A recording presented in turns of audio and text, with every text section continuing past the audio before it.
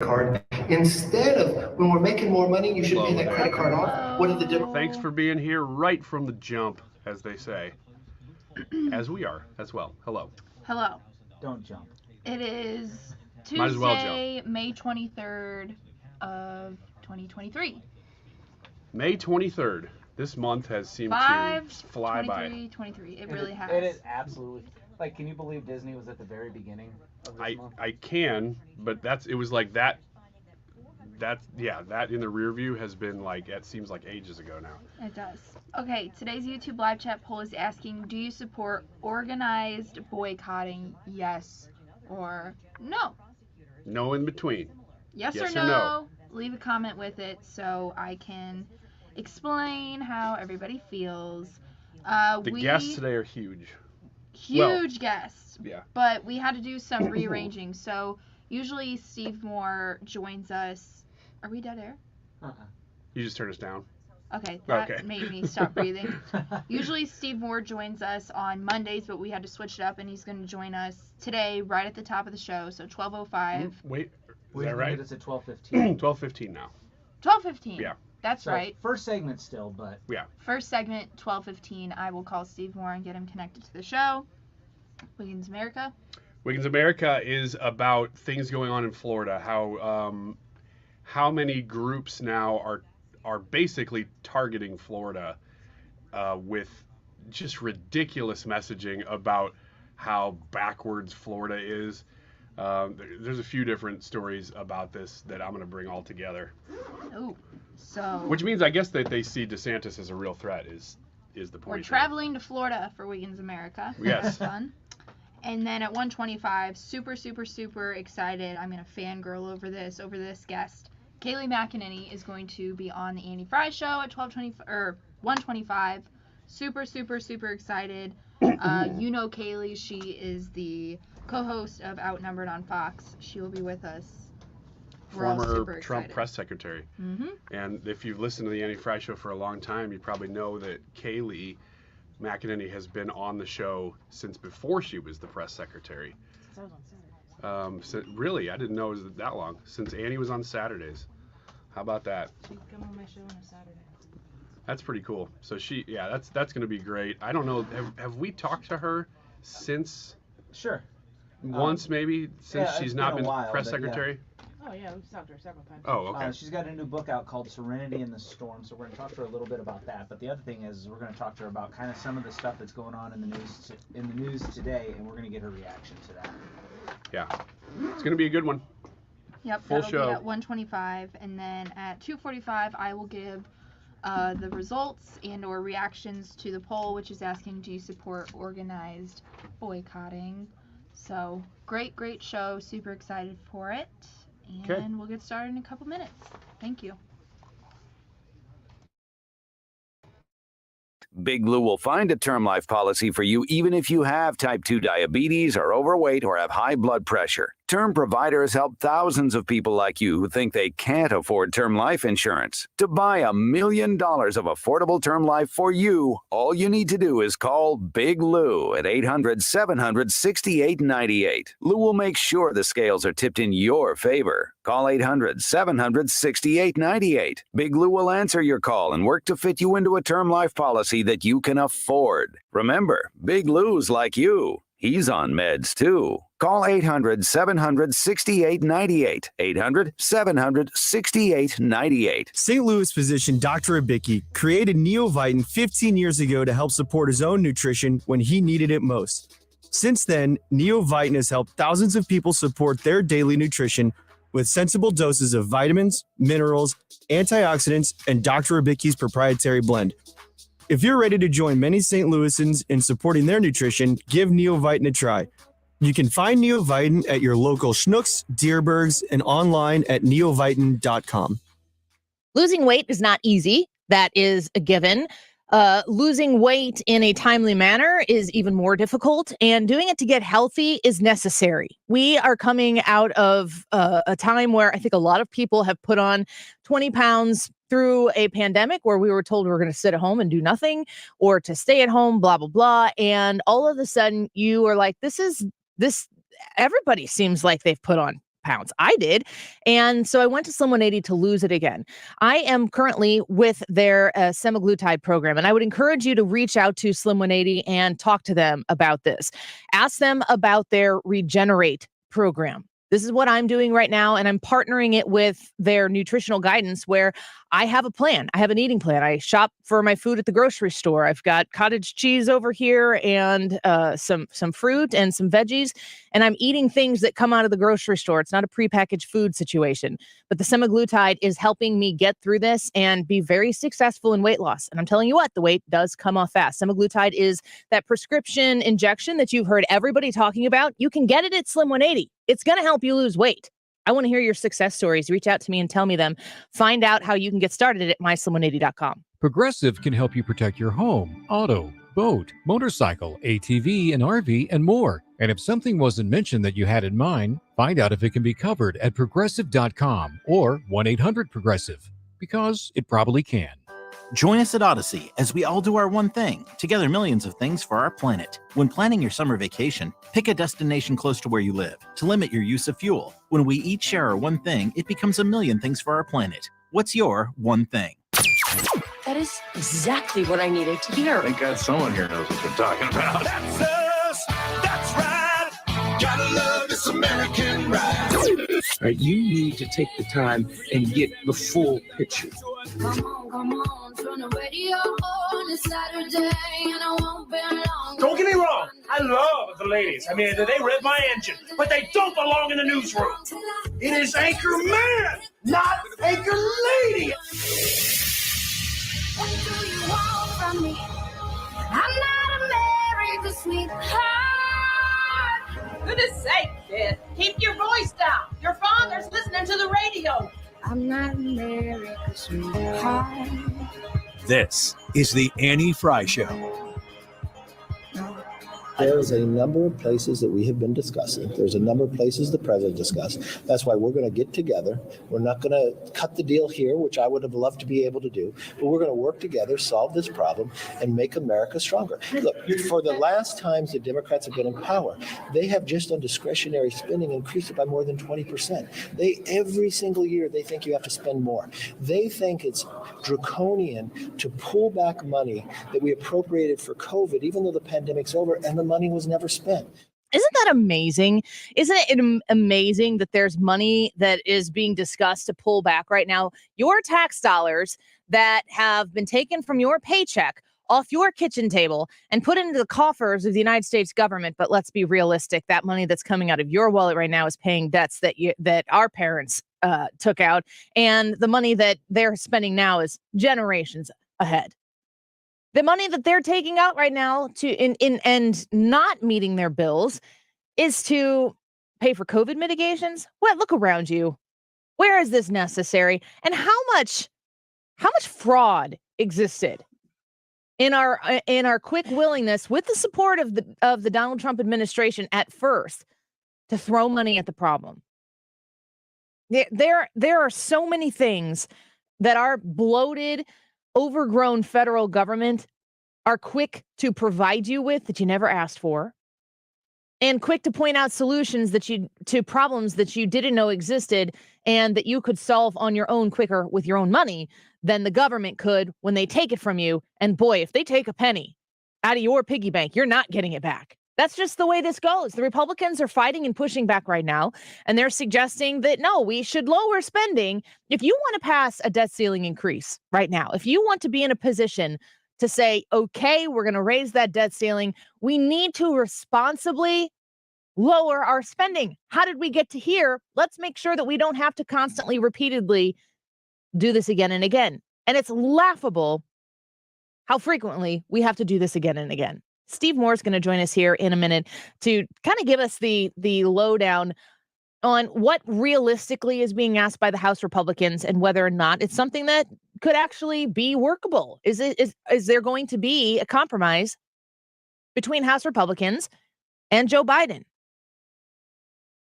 Here's a congressman from Oklahoma With everything what this Treasury's done by circumventing Congress on international tax policies, if they thought it was a valid option, they'd have already done it. They already know that it's going to be questioned constitutionally. There's no question when you look at what it says about the validity of the national debt, it is the national debt. We have said time and time again that we're going to pay our national debt. We have done that. We have passed a bill and had the Democrats do that now. So the Republicans have taken action. The Republicans have done something. Democrats, your turn. Here's Congressman Gates. I don't believe that the first of the month is a real deadline. Like, I don't understand why we're not making Janet Yellen show her work. She'll extend it, but right now she's using June 1st. Everybody knows that's false. So this is something that I find very interesting right now. We've been made to believe that somehow or another June 1st is the D-Day here, and that we are going to fall off the cliff on June 1st and the sky's going to fall. And listening to Jason Chaffetz yesterday on our show, really interesting conversation with him as somebody who's been involved. How did he put it? He articulated the fact that he's been to, I think he said he'd been to this rodeo a few times, and he was the House Oversight Chairman, and he has been involved in so many of these conversations. He knows how the sausage is made. It ain't pretty. So much so that the sausage that is being made right now, in Jason Chaffetz's prediction, we're going to go through June bickering back and forth about what we're going to do about the debt ceiling. And then something will get done when, July 1st, July 2nd, when you're not paying attention because you can't wait to get out of work, to put your feet up, barbecue, sit by the pool, or take a vacation because it's the July 4th holiday. While we're all celebrating America, we're going to have our Congress people raising our debt ceiling. And if the Republicans don't get a cut in spending, then what are we even doing here? Is that June 1st deadline something that we should all be panicking about? How does it affect you and me? Steve Moore is going to be with us here in a minute, and we're going to talk to him about that. I'm also excited at 1:25. Kayleigh McEnany is going to be back on the show with us. And Kayleigh is always a wonderful, delightful guest, but she's so in tune with many of the things that are taking place right now in the top headlines. And she understands what it is like to work in a Trump administration and see the attacks towards an administration that are unfounded. And I love it too when she admits is not the right word, because it's not like she's conceding anything. Acknowledges is the correct word. When she acknowledges that sometimes Donald Trump puts himself in a position to take on arrows. But the fact that this guy who she served in an administration for was in communications for, she's the Corinne Jean-Pierre of the very last part of the Trump administration. When you have to take on the anger and the hatred that people have, the unhealthy hatred that people have for Donald Trump while you're trying to get stuff done, you start to see things a little bit differently. And I was listening to her react yesterday to Tim Scott's announcement that he was running for president. And just listening to how she was saying, she was refreshed by the positivity in Tim Scott's message. I really want to talk to Kayleigh McEnany. She's also been a spokesperson for the GOP, which is a long time ago on this show. 2016. Really, it was 2016. My show started on Saturdays on 97.1 in June of 2016, right before that election ramped up. And Kayleigh would come on my show and we would talk from her standpoint as a GOP spokesperson about where the Republican Party was going. And I want to ask her this question specifically, and I talked about this a little bit yesterday. But going into the 2016 election, do you remember we had 2 stages worth of nominees? And if you go think about those 2 stages, if you think about everybody who would be on the A stage and the B stage, and you think about how passionate you were about your nominee, who was either Trump or somebody who didn't win. If you watched, Donald Trump in the 2016 process was my last choice. Literally the guy who I had to say, well, he's not Hillary Clinton. Fine, I'll vote for him. Watching him go into office and do things conservatively in a way that none of the other people on that stage could have done, it's shocking how much the tables can turn when we think we know exactly what the Republican Party is, exactly where it's going. It's shocking to see how dramatically it can turn when the person with the right message and the willingness to fight and win shows up. And I'm saying Donald Trump is in this one again, but there are a lot of other people who are as well. And we got to wait and see what happens. One of the number one key issues for people who are looking ahead to 2024 and seeing candidate after candidate after candidate get in the race on the Republican side is going to be the economy. How do you care about the direction the economy is heading? Are you willing to take the hard stance that we cannot spend this much money? I know somebody who is very encouraging in this area, and we always love having him on the show with us. Distinguished fellow in economics at the Heritage Foundation and author of the book Govzilla: How the Relentless Growth of Government is Devouring Our Economy and Our Freedom, Steve Moore. Thanks for coming back on with us. Great to have you on a Tuesday. Hi, Addie. So the debt ceiling conversation, I'm going to give you an opportunity to just speak on this issue right now and tell the people listening what you want them to know about the negotiations taking place at this moment. Well, I think the first thing people have to know is that everything the media is saying is just propaganda, left-wing propaganda. I've never seen anything quite like it. I mean, it's very simple. I'm going to lay it out really simple, Annie, for your listeners, because this is not complicated.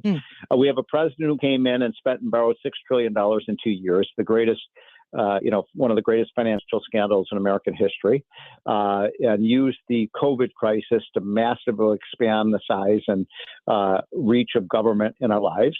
And he, by the way, he remember when he was running for president, he said he was a moderate centrist. Remember, he was a uniter.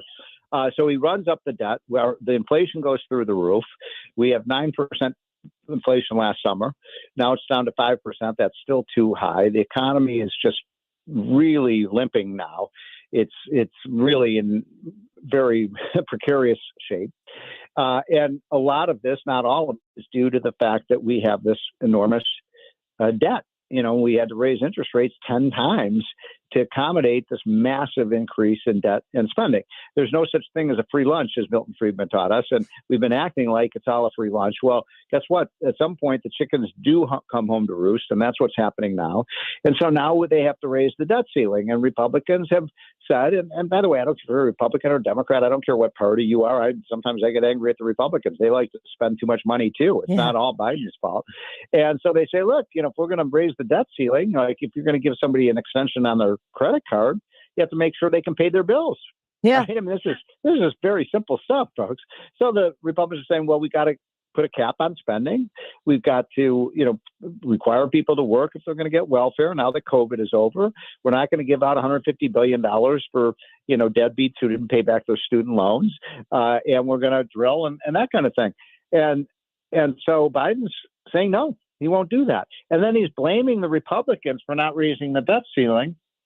Well, what are they talking about? I mean, the debt. There's only one party that's passed the debt ceiling bill. Do you know who that is? That would be the Republicans. That would be the Republicans. Yeah, that's right. So I bet a lot of people don't know that. And if you don't know that, I'm not surprised, because the media, if you listen to the media, you'd say, oh my gosh, the Republicans aren't raising the debt ceiling. They did raise the debt ceiling. They did. They passed the bill. Now, who didn't raise the debt ceiling? Do you know who didn't raise the debt ceiling? I'm guessing the Democrats.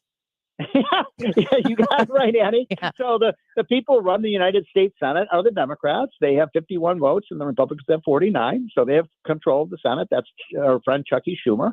And so he can't get anything done. He can't get any bill done. And he goes to the podiums every time with Biden and says, oh, those MAGA Republicans are going to cause a default on the debt. It's insanity. No, in fact, I had a conversation with Republican leaders yesterday at one of their dinners, and I said, look, if I were the Republicans, I'd say, we're not doing anything more on the debt ceiling because we passed a bill that raises it, until Chucky Schumer gets a bill that passes out of the Senate. And let's see what happens. I mean, right now, the Republicans are the only game in town. And so, I'm a big believer that the most important crisis in our country right now, other than maybe China, is this massive national debt. The problem isn't that we might not pass the debt ceiling on time. The problem would be if we raise the debt ceiling without any conditions attached and let them continue continue this financial insanity. Yeah, and we'll be right back in this position to have this discussion again sometime, maybe not with Republicans having a majority in one of the houses to discuss it.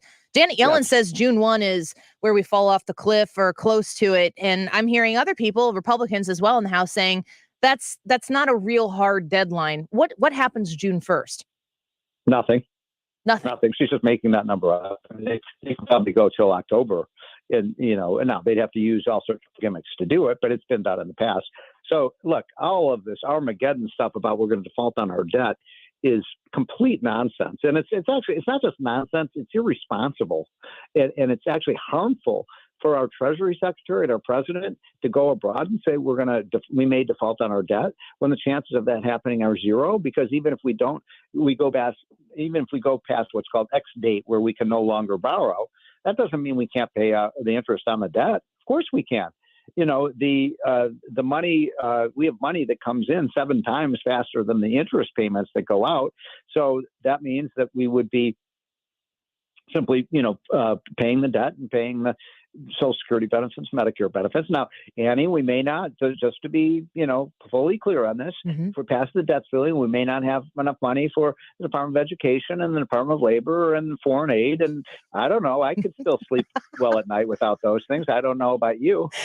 I can see why you're spending some time around Republican leadership at dinners right now, just casually saying these things. I can only imagine. Steve Moore, before we let you go, I want to shift gears. Is anything I'm saying illogical? No. I mean, it's just, these are obvious things. It would be one thing if Republicans were saying, "Oh my God, we have to slash the," but and that's the other thing I want to make sure, Annie, your listeners understand this. So Biden, here's the Republican plan. We're going to increase government spending by 1% for 10 years. Okay. Now that's on top of the 40% increase that they got during COVID. And Biden's budget, he wants to increase spending by 23%. Now here's what's amazing. So Biden's running around the country saying that a plan that increases the budget by 1% per year is actually a 22% cut in government spending. Can you believe that? Because it's not spending as much as he wants to. That's like saying if I pay my kid $10 a month in his allowance, and then say I'll give you $12 starting next year. And he says, "No, I want 20." I said, "No, 12." And then he says, "Oh, you're cutting my allowance by $8." It's not going to go over well when my kid says that to me. For some reason, I guess the government gets away with it. Can I ask you something real quick? Steve Moore is with us right now. Before we let you go, about the jobs market. We were discussing this yesterday, and I want to get your reaction to it, because we hear, especially the Biden administration, that when any chance they get, they try to tout the unemployment numbers and the fact that they've created all these jobs. Of course, they also shut everything down, and now people can go back to work.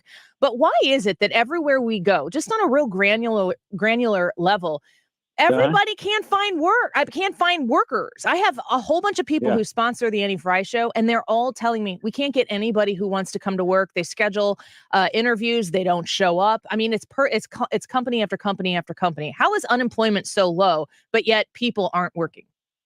Well, so those people who are on the sidelines not looking for work, they're not counted as unemployed. And so we have millions of people who could be working, who are not disabled and are of working age, that have not gone back to work in the post-COVID era. And, one reason, there are a lot of reasons this is happening, but a big one is something we've talked about week after week. We're paying people not to work. And so the Republican plan is so cruel. I'm using that, in air quotes, cruel. Basically say if you're going to get, Medicaid and you're going to get food stamps, we're going to put food on your table. You got to work. Oh, my God, that's so cruel. What are you going to do? You're going to cause children to starve. No, we're not. We did welfare reform back in 1996, and people got jobs. They went back into the workforce. It was a very successful policy. I mean, somebody's got to explain to me why requiring people to work to get a government check from me, and from all of us who are working, how is that cruel? I work. By the way, you only have to, under that plan, you only have to work 20 hours a week to get the benefits. I don't know about you, Annie, but I'm working a few more than 20 hours a week. I bet most people listening to this show are. Yes, for sure. And I mean, if you are looking to go get a job right now, I'm talking to people who are begging. They would take anybody. If you will show up to the interview, you're already light years above anyone else because you showed up. It just seems a little silly. Now, I want to make one caution, though, about what you're saying. The economy is really slowing down right now, and I don't know how much longer that's going to last. So if you're on the sidelines, you've been thinking about maybe going back to work, get back to work, because those jobs 3 months from now may not be available. Oh, that's interesting. Well, Steve Moore, thank you for the time today. We're grateful for it in this debt ceiling. You said October, June 1st, not the scary, scary date Janet Yellen suggested it is. So maybe we'll be talking about this with you again here in the future. I almost assure you we will be. Sounds great. Steve Moore, have a good afternoon. Thank you so much. He is the Distinguished Fellow, which is something we should all aspire to be in economics at Heritage Foundation. Those details are just a little specific, of course, for all of us. He's on Twitter at Stephen Moore, and get his book if you want to understand. It's a really important distinction between conservative economic policies and progressive economic policies, which is we all can identify issues and problems that exist among us. The conservative way of solving these problems is not to create a government program. And Steve Moore's book, Govzilla, will articulate to you exactly how the growth of government is squashing your freedom here in this country. Quick break. When we come back, more Annie Frey Show. Reminder, Kayleigh McEnany at 1:25. So stick around for that or come revisit us if you're on your lunch break right now. Fire up the Odyssey app on your phone and follow 97.1 FM Talk. You can take us with you anywhere you go. On the YouTube live, where you can watch us, you can watch that at your desk as well.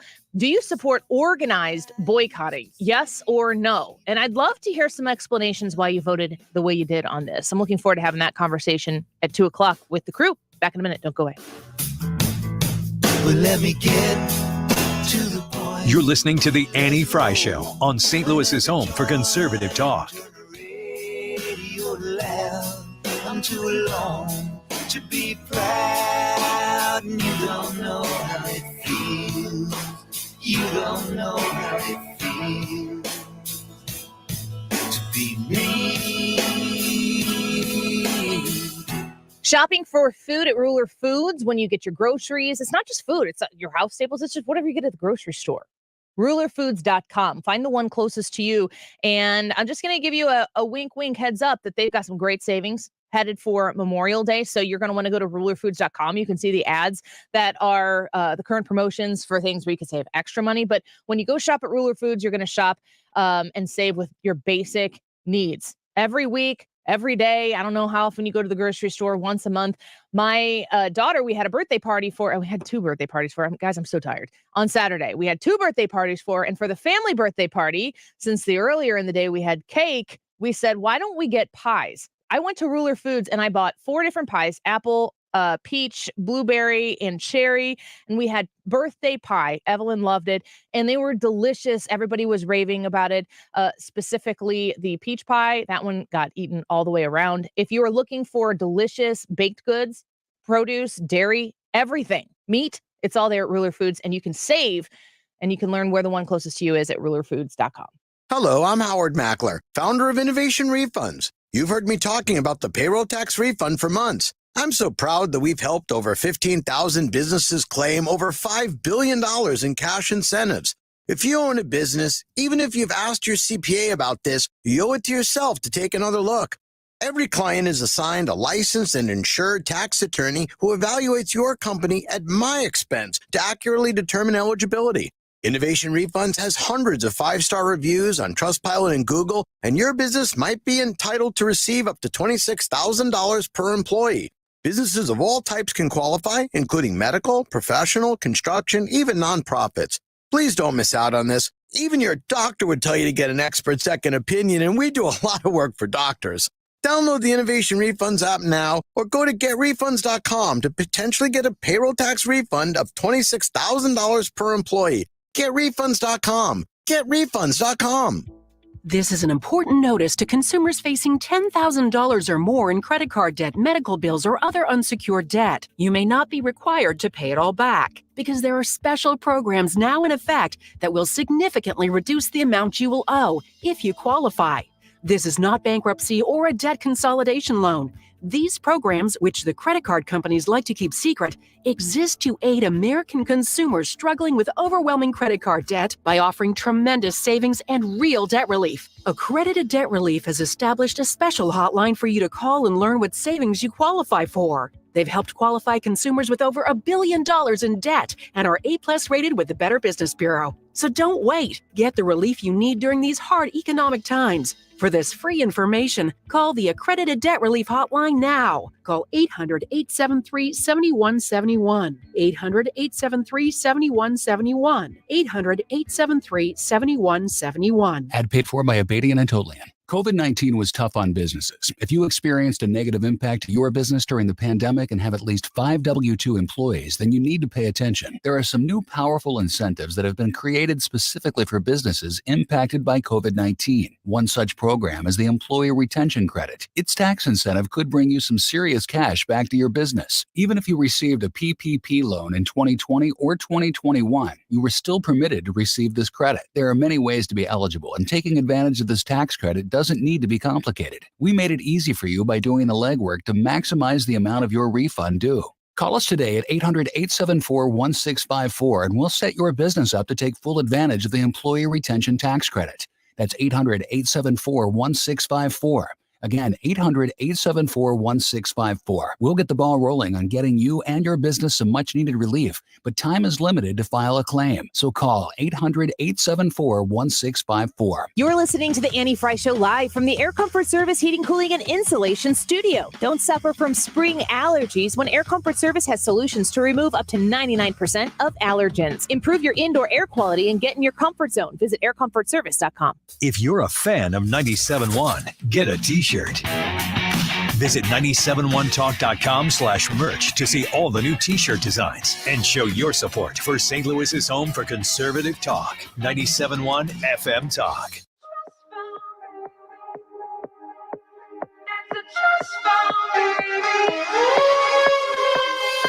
Picture a place where it all doesn't hurt, where everything's safe and it doesn't get worse. Oh my, we see through bloodshot eyes. Picture a place somewhere else far away, where you know what they mean and they mean what they say to us. The Annie Frey Show is streaming online. Watch us live on YouTube and subscribe. Are we running out of time? Are we hiding from the light? Are we just too scared to fight for what we want tonight? Welcome back to The Annie Frey Show. I'm trying to think of what I want to talk about right now. And so tomorrow is my kid's last day of school. I think today is my husband's last day of school with kids and students. And then tomorrow he has a half day. And he gets out of work tomorrow 30 minutes after my kids get off of work. Or that's probably what they think. It's 30 minutes after my kids get out of school. So my kids get out of school at noon. And this is one of those times I've heard people, and I think this comes out of teachers, this teacher cult. You know, they can't hear me now. I got to get all my teacher criticisms out now before they're where they all turn on. I know at least one can hear you now. Oh, but except for her. Hi, Mrs. Range. No, I'm appropriating something from the teacher cult. And relax. I'm married to a teacher, folks. I love teachers. Have you heard of the term Maycember? No. Yeah. It's because your wife's not a complainer. No. Maycember is supposed to be as busy as December, but without the food and the candy and the gifts. Because May is freaking crazy. Uh-huh. Do I have parents right now who are listening? Maybe grandparents who are helping a little extra right now because your children are losing their minds. Your grandchildren are getting out of school. I don't even know what's happening in the next 4 hours, but there's just so much going on. And school is getting over and it's getting out tomorrow. And I have to tell you, it's a lot. I said to my dad yesterday, because my dad bailed me out because I needed him to watch Molly, which was so funny. I don't know if you're listening, Dad. I hope not. Turn the radio off. I'll wait. Okay, thanks. It's safe now. Yesterday, I dropped Molly off and he's with my dad. And my dad, we had tried everybody we could get. And Molly is 2. And she's that kind of age where she's super mobile. She really loves the word no. She literally wakes up in bed with us. She will sleep through the night a little bit less than 50% of the night. It's at that point where you wake up and you realize she's not there and you're like, oh, is she okay? And you go and you're like, oh, she slept through the night. I'm shocked. But if she gets up and she's fussy, we're just too tired to do the like good parent thing with 4 kids where you're supposed to force her to stay in her crib. I'm too tired to do it. My husband is too tired to do it. We're trying to make it through alive. We're trying to get out of Maycember in one piece. And she comes and lays in beds with us. So just, it's okay. Life is good. And she's laying in bed. And how do I wake up every morning? She kicks me or punches me in the face because she, of course, has to lay perpendicular in the bed. And then I open my eyes because I think it's Jared. And then when you're like, what are you doing? Why are you punching me in the Oh, it's the kid. Sorry, spouse. And the kid wakes up and looks at you because they just punched you in the face and they go, no. And you're like, what an awful way to wake up. It's exhausting to experience this, but it's the best you got. It's the best you can do. So my dad watches Molly yesterday and I am dropping her off with him and I can tell that he can tell that I'm strung out right now. And I'm telling, they've got a pool and I'm like, just make sure that the pool fence is closed. And it's so patronizing.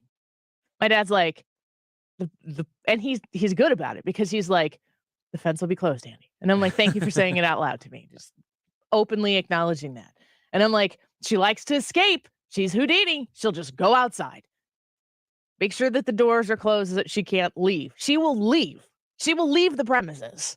She just wants to go places where you aren't. And so, yeah, okay, Annie, I got it. I don't know that she can open the back door because half the kids can't open the back door because it's an old rickety door. Okay, got it. And right before I was leaving, my dad had Frozen up on the big screen in the family room before we even showed up. It was ready to go. And he said he knows what he's doing. He's a wonderful grandpa. And the scene from Frozen 1 or 2, which is Frozen 2, it's the Into the Unknown scene. If you know, you know. If you don't, you don't. But there's a part where she's singing Into the Unknown or something like that. And Molly extends her hands out to the side like this and starts singing Unknown. And she's just spinning in circles with her hands out. And then there goes my dad. And he's doing the same thing. And I was like, I got to leave. This is fantastic. And when I came home yesterday from work and picking up the other kids and hustling to get back to get Molly, my mom was there because my dad had to go umpire a baseball game or something. And I said to my mom, like, how did it go? And he goes, Dad said it went great. He just did whatever Molly told him. I was like, holy cow. I'm tired even thinking about this. But that's how the day went. And that's why grandparents are special. And if you ever ask me again why I still live in Illinois, you go back on the Odyssey app to this point in the podcast. And that is why I still live in Illinois, because I couldn't do this without the grandparents who are involved. So tomorrow is the end of school. And like I said, my husband's half day of school. He doesn't have students tomorrow. We've got an awards ceremony that we have to do in the morning.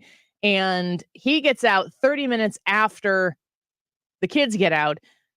And since it's the last day of school and there are going to be pictures, and my son's a 7th grader and he's good friends with a lot of the 8th graders who are going to be gone. And my daughter is a 5th grader and she's friends with, people throughout the middle school. I want to be there so that I can take pictures and memorialize that moment. But then I'm going to hustle back here because I have a job to do. And so I'm not going to be here at the start of the show tomorrow, but I'm going to get here as fast as I can after picking my kids up, dropping them off, I think, at my husband's job as soon as he gets off work and like in the parking lot swapping kids. This is the current existence for the Frey family. And I got to imagine that there are families all across the country right now who understand that you're just kind of like, your eyes are bugging out of your head and you're just constantly counting children around you to make sure you started with the same amount that you, or you end with the same amount that you started with, and that they look similar to the ones that got out of bed that morning. It's a lot. It's Maycember. There are no gifts. It's just all of the hectic, crazy stress. You've got concerts, you've got recitals, you've got baseball season starting up. My daughter plays volleyball. I decided to have a baby in May, a baby in June, a baby in July. And that's with my birthday in April and Mother's Day in May. And it's just, it's a lot. I would love to hear from people who are in the thick of that right now, or from people who remember that thick of it, so to speak, on the YouTube live chat. And if you would have any words of advice or encouragement, don't give me words of discouragement today. I'm not handling it. I'm not going to handle it well. So don't come here and troll me. But you can, if you've got thoughts on it, I want to hear what they are, because for people who are watching school years wrap up, I see all of these prom photos and all these graduation photos. I know that for a lot of people, this is a heavy time. And I just want to know how you feel about this. I want to know what you think about it. And just to read your comments, I would really appreciate that. All right, we're going to take a quick break. When we come back, Wiggins American Studio. I have no idea what he's going to talk about. Do you? I do. He's going to talk about some issues that people are using to target Florida with. So, okay. Targeting DeSantis by proxy by targeting Florida. I did know about this. I forgot we discussed it last night. All right. Wiggins America and the targeting of Florida in studio when we come back, and your vote on the YouTube live chat poll. Do you support organized boycotting? Yes or no? Let us know what you think. We'll be back in just a minute. Jump with me, come with me, burn like the sun. We'll talk, then we'll cry, then we'll laugh till we're done. You're listening to The Annie Frey Show. It's like we're out our minds. We've been running for our lives. So Stewart's American Mortgage is going to help you become a more competitive buyer with the Bagel loan. People are talking about the housing market all the time. Is it going to cool off? Is it heating up? Inventory is still low, so the buying market is still very competitive. You want to make sure that you're the most competitive buyer out there without having to overpay. You go to Stewart's American Mortgage, you get the Bagel loan. You're going to save all of that money that closing costs will require you to pay with every other lender out there. It's not a gimmick. It's not a scam. It's real. I've refinanced twice with the Bagel loan, and there aren't fees. This is thousands of dollars that you can save when you use the Bagel loan to purchase a home. He is going to help you with your pre-approval letters, which means you get pre-approved for the amount that you need. And then when it comes to submitting offers, you can go to his website and create your own pre-approval letters up to the point that you've been pre-approved. So you don't have to wait on third parties to make that happen. Call or text him at 314-324-4440. That's 314-324-4440.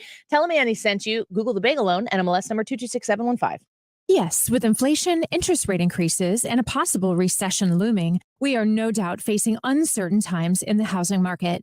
But as a realtor with over 20 years of experience, I can tell you, if you're thinking of selling your home, now more than ever, you need a realtor to help you through these times while saving you money. Hi, I'm Christina Straight, owner of Straight Realty, and we offer all of this for only 4%. Why pay more than 4%? 314-441-4444. Straight Realty is a licensed broker in the state of Missouri. Surprise! Surprise! You know, surprise parties, they can be fun, right? Well, financial surprises, not so much, especially when you're retired, like finding out you owe more in taxes than you thought you would, or having to go back to work to make ends meet. Maybe you think you'll be okay, but why not double check just to be sure? Call Marvin Mitchell at Compass Retirement Solutions and schedule a retirement double check. Marvin and his team have been helping families plan for retirement for more than 15 years. Call 314-373-1598 to schedule your retirement double check with Marvin Mitchell at Compass Retirement Solutions. That's 314-373-1598. Don't let a financial surprise derail your retirement dreams. Give Marvin and the team a call, 314-373-1598. Firm offers insurance services, investments, and services offered through Compass Retirement Group, a registered investment advisory in Missouri and in Illinois. Michaelis brings it home. Swing and a miss. He struck him out. 6 strikeouts for Michaelis. Spend your Memorial Day at the ballpark with the Cardinals and the Royals. That day, 25,000 fans ages 21 and older will boost their fashion game with a Cardinals all-over print shirt. Thanks to Budweiser. That's Monday, May 29th, Memorial Day at the ballpark with the Cardinals, Royals, and the all-over print shirt. Great seats remain. Get your tickets today at Cardinals.com. This is racing legend Kenny Wallace. Start your engines and head to Busch Stadium on Tuesday, May 30th for Worldwide Technology Raceway Night. With the purchase of a special theme ticket, fans will take home a racing-inspired Ryan Helsley bobblehead. Plus, each fan will receive complimentary tickets to the NASCAR Craftsman Truck Series 200 on June 3rd. That's right, Worldwide Technology Raceway Night at the ballpark. For tickets, visit cardinals.com/theme. If you owe the IRS, you have a legal issue, and you need the Lance Drury Law Firm. We'll protect your rights. Log on at lancedrurylaw.com or call us toll-free at 888-367-6512. You're here right now. Stick around till 125 or definitely come back at 125 if you can't stick around. Kayleigh McEnany is going to be here on the show, co-host of Outnumbered on Fox News, former White House press secretary, right here at 125 on the Annie Frey Show. It is 12:45 right now. This time check is sponsored by Jerry Kelly Heating and Air Conditioning. It's time for a $98 AC tune-up. This is where real local and national accountability happens. This is 97.1 FM Talk, St. Louis's home for conservative talk.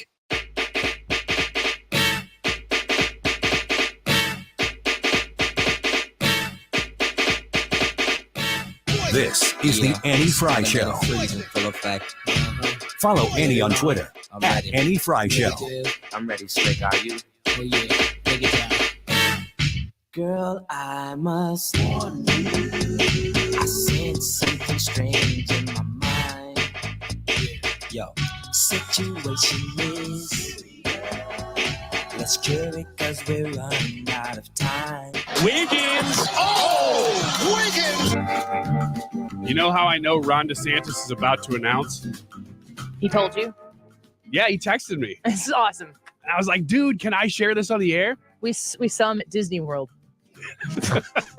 Best friends. Yeah, I was like, oh my gosh, we talked about you. You and Ron DeSantis on Dumbo on the Annie Frey YouTube video?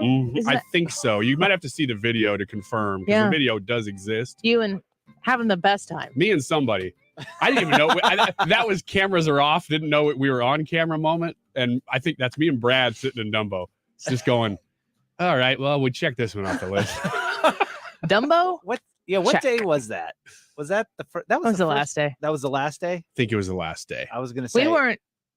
Last day we felt a little better on the last day. What happened? That was a fast trip. That was insane. And I can't wait till we do it annually. Oh, really? Okay. I'm telling you now. All right. So you can't back out. Anybody want to sponsor the Annie Frey Show? Oh, that would be awesome. Be on. Come join us. Look, we'll all wear your shirts. Mama needs a new pair of shoes. New ticket on Southwest Airlines. Did you see someone asked about when they saw us post that picture of us being on the airplane? They're like, ooh, first class. And they said something like, can't have the Annie Frey Show among the poors. I'm like, we're on Southwest Airlines. There is no first class. And we had to fight tooth and nail to secure those seats. Oh my gosh. The planning that went into us sitting in the same row. Yeah. Among the $80 upgrades that I paid for to make sure it could happen. That guy that photobombed that picture. I want to know him. I do too. I want him to come on the show and say hi. Yes. He's probably a big fan. Speaking of Florida, so here they come. The attacks are, I mean, it's not as if we haven't seen these, but they're coming fast and furious now. I mean, when institutions are getting behind attacking you, you know you might be doing something right. This one is the NAACP. The organization itself has issued a formal travel advisory for Florida, noting that under Governor Ron DeSantis, the state has become, quote, hostile to Black Americans and other diverse groups. Here's the quote. Florida is openly hostile toward African Americans, people of color, and LGBTQ and a bunch of these letters, individuals. The NAACP said, before traveling to Florida, please understand that the state of Florida devalues and marginalizes the contributions of and the challenges faced by African Americans and other communities of color. Unquote. Gosh, I just want to swear. This would imply that it is an entirely white state, that if you travel there and you are non-white, you are at risk for your safety. What's the Latino population of Florida? It's got to be pretty high. It's not low. It's very high, Notice especially how southern. Notice how probably majority. I don't know. I'm making up statistics here, but that's what people do. So I'll just go ahead and do it. I would sense a high percentage of Latino people in Miami-Dade County. Yes, vote Republican. Oh my gosh, I think you're right. Yeah. I think it changed under DeSantis. Yes, it certainly did. Interesting. Stupid. So are you gonna cuss, or should I wait for the cuss words, or No, I'm gonna cuss. I just have to wait till we're off the air. I'm just gonna swear for 4 minutes. Okay. Tune into the live stream and we'll let you know what we're saying. So that's the first one that I thought was so ridiculous. I saw this yesterday and I can't believe it, because it's not just some random person. I mean, this is an institution that in some ways should be a trustworthy institution. How about this one, though? We're ratcheting things up here as we go through Wiggins America. This is Axios put this article out yesterday. DeSantis's 2024 pitch is Make America Florida. We've heard that before. I'm for it. I might have a shirt that says that.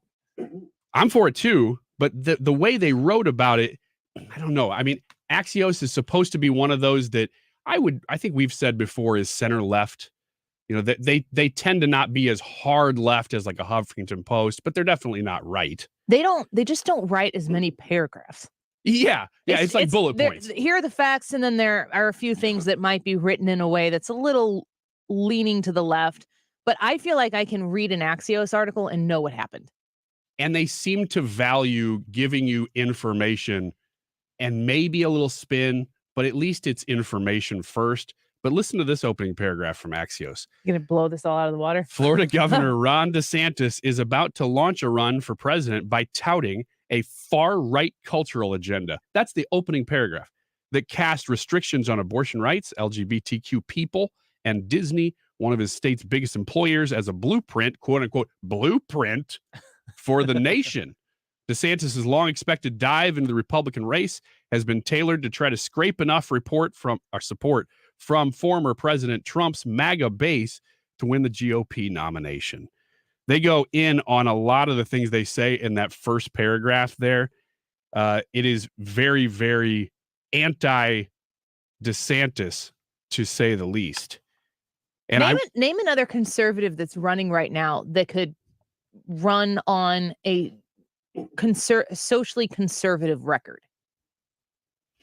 Socially conservative, like as they're just like as really hang their hat on that. Just you could say this is what I stand for, and here's how I can prove it. There aren't a lot. They're mostly media members. So what I hear from Axios is they don't like it, but they would look at me and how do they refer to it? Far right. Far right cultural agenda. If you think restrictive, if you think that children in kindergarten shouldn't be asked to explore their gender identity or taught about, have conversations outside the presence of their parents or even in front of their parents, obviously. If you think that that is just not something that should happen, then far right cultural agenda. Yep. If you think that, I mean, just think about the simple understanding of when life begins in the womb. Everybody has their own opinion on that. It's not something that really exists on an opinion basis, but we treat it like it does. If you believe that life begins at conception and you have the audacity to think that we shouldn't end that life, you're part of a far-right cultural agenda. Now, how do you implement that politically? I think that there are ways to do that in a smart, intelligent way that actually bears fruit instead of just going entirely into the political fight that might look good in primary commercial spots that never is going to win on a general level. I think that there's a way to go about that in a smart way. If you believe that it's okay to be Christian, to be heterosexual, if you think it's okay to be proud of that, to want to have many babies, if you think that it's okay to want to raise a family and be in a community that values religious faith and morals and understands a definitive difference between right and wrong, that's a far-right conservative agenda. I am banking on the fact that our country is much closer to a far-right conservative agenda when it comes to just common sense ways to look at things. And the left is so far gone on where moderate exists that it looks far right when it might actually be pretty close to the way the majority of voters think. Yeah, I think there's a whole lot of people in the last few years who, when they hear the term far right and they find out what that actually means now, they're going, maybe I'm far right. Maybe that's what they're calling me now, because they're not far right opinions. They're very traditional. And in fact, they're pretty moderate positions in a lot of ways. And the people who hold those traditional values more than anybody else are often minority groups that are highly religious. It's very true. It's very true. So not to be outdone by either of those, especially the NAACP there. Randi Weingarten, we love her. She's the head of one of the biggest teachers unions in the nation, the president. A lot of influence with kids issues, especially. She retweeted an article called "Why Historians Like Me Are Taking on Ron DeSantis." But instead of reading the article, she actually went ahead and said, here's exactly why you should dislike Ron DeSantis. You hit on some of these, Annie. Book bans. Now, they'll just say book bans, and they'll go, well, you don't like book bans, right? And you go, I don't really like book bans. There are people who are banning books. They're on the left. Yeah. Yeah. Anti-LGBTQ laws, which, by the way, we're talking about don't say gay. We're talking about laws that doesn't say gay, sexually target children, not LGBTQ. Anti-union laws, which she doesn't expound on any of this, so I don't really know what she's talking about. Why would she? She doesn't need to. Yeah, she got you with the first one. Oh, well, the rest of them must be true. Radical anti-choice laws, you mentioned that, and erasing Black history. And she says, in response to that Axios article, America doesn't want to be like Florida. Look at all of the air quotes erasing Black history and see how quickly the CRT that they implemented that Ron DeSantis took out, how much of that Black history turns into an LGBTQ cultural indoctrination. It's not always even what they're accusing it of being about. It's nonsense. Kayleigh McEnany at 1:25, more Annie Frey Show in just a minute. Air conditioning season coming upon us, and it's $89 to have us come out and make sure the best we can that you're set for summer. I cannot predict how long your furnace or air conditioner will last. If I could, I would be making this commercial from the Caribbean, and I would have billions of dollars. So I can't do that. But what I can do is we can make sure your system is clean, your filters changed. It's in the best working order. If there is a part that might be failing, we can let you know that and give you a price on that. We will not come in at $89 and try to sell you a brand new system. I do promise you that. So call me. It's really one easy number, and it is one number just for Missouri and Illinois. There's only one Bart Inman, and that is the number 314-293-2600. Again, Bart Inman. Bart with a B, Inman with an I, 314-293-2600 or bartinman.com. So it's going to be wedding season now that we get into the summer, and you're going to be going to all of these weddings and maybe family weddings and so on and so forth. Maybe you're starting to think about your bride and anniversaries that are coming up. Maybe you're thinking about celebrating one of those special anniversaries that you might be having soon with a beautiful piece of jewelry. Can I encourage you to just go look online at thediamondshop.net, thediamondshop.net. Sign up to become a VIP. You get special discounts and merchandise by being a VIP with the Diamond Shop. But if you visit them, if you go into their beautiful store in Clayton and you talk to their amazing staff there, you will quickly learn how you found the exact right place to make your next jewelry purchase. Maybe it's a watch, a ring. Maybe you're looking to buy something for him. I've bought things for my husband from the Diamond Shop as well.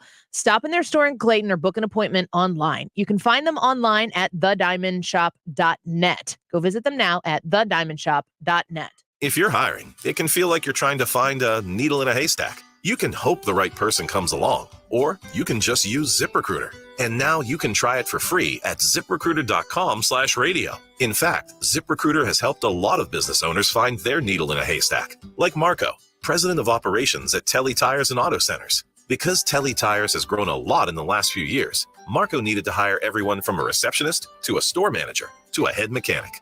ZipRecruiter helps me find all the right people, even the most difficult jobs to fill. ZipRecruiter helps me keep my business running. Take it from Marco and millions of other businesses who've used ZipRecruiter. ZipRecruiter can help you find the needle in the haystack. See why 4 out of 5 employers who post a job on ZipRecruiter get a quality candidate within the first day. And right now, you can try ZipRecruiter for free. That's right, free at ZipRecruiter.com/radio. That's ZipRecruiter.com/RADIO. ZipRecruiter.com/radio. ZipRecruiter, the smartest way to hire.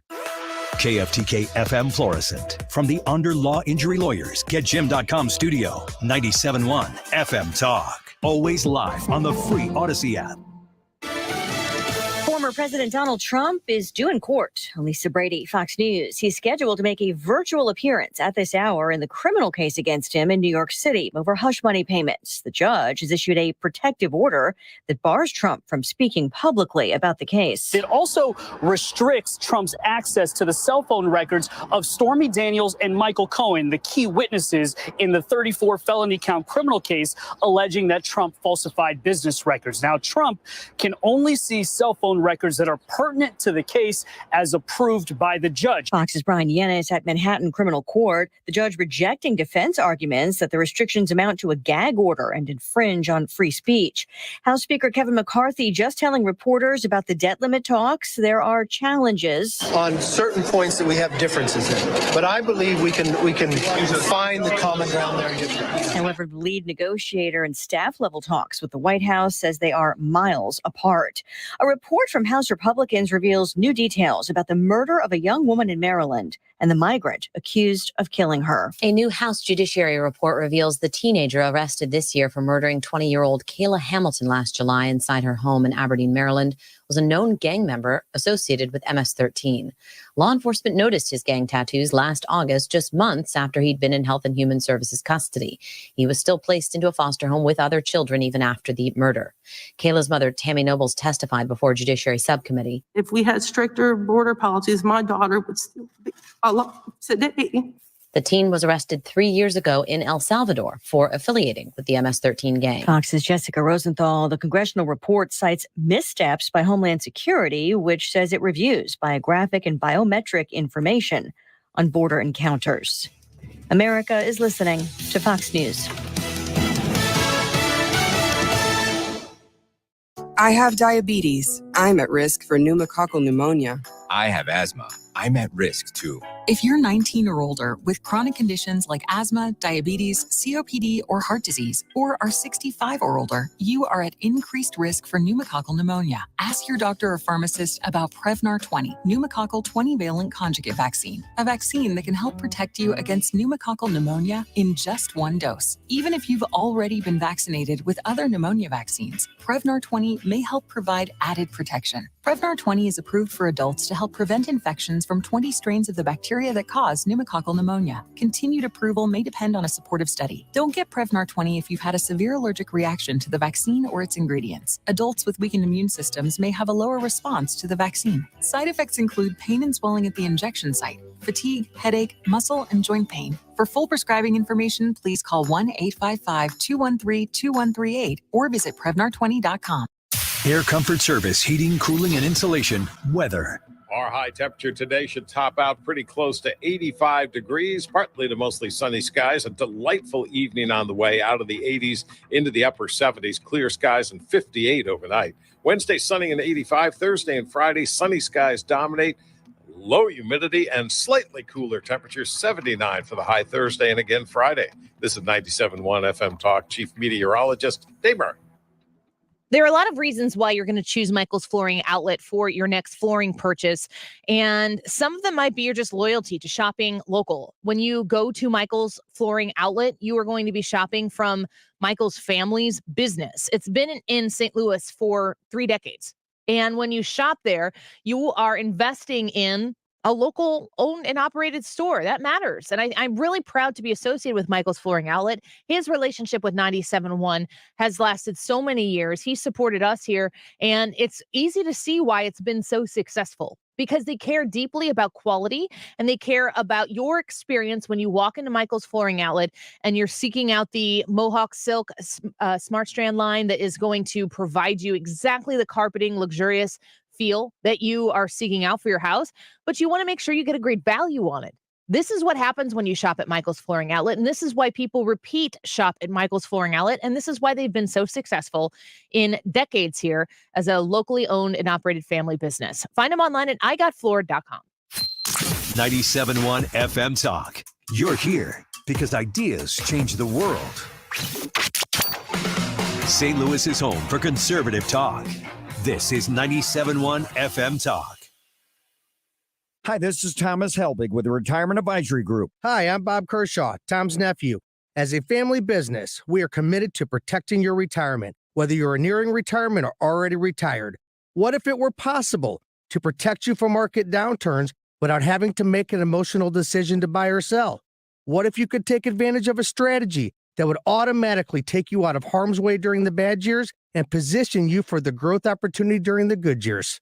The secret is in linking safely to the market without putting your principal at risk. By linking to the market instead of owning the market, you can participate safely on autopilot and lock in your gains without creating a taxable event. Go online at retirementkey.com for a no-obligation retirement review. Learn the strategies that have helped our clients retire with confidence for the past 36 years. And just for coming in, you'll get a copy of our latest edition book, Your Key to a Worry-Free Retirement. So go online at retirementkey.com.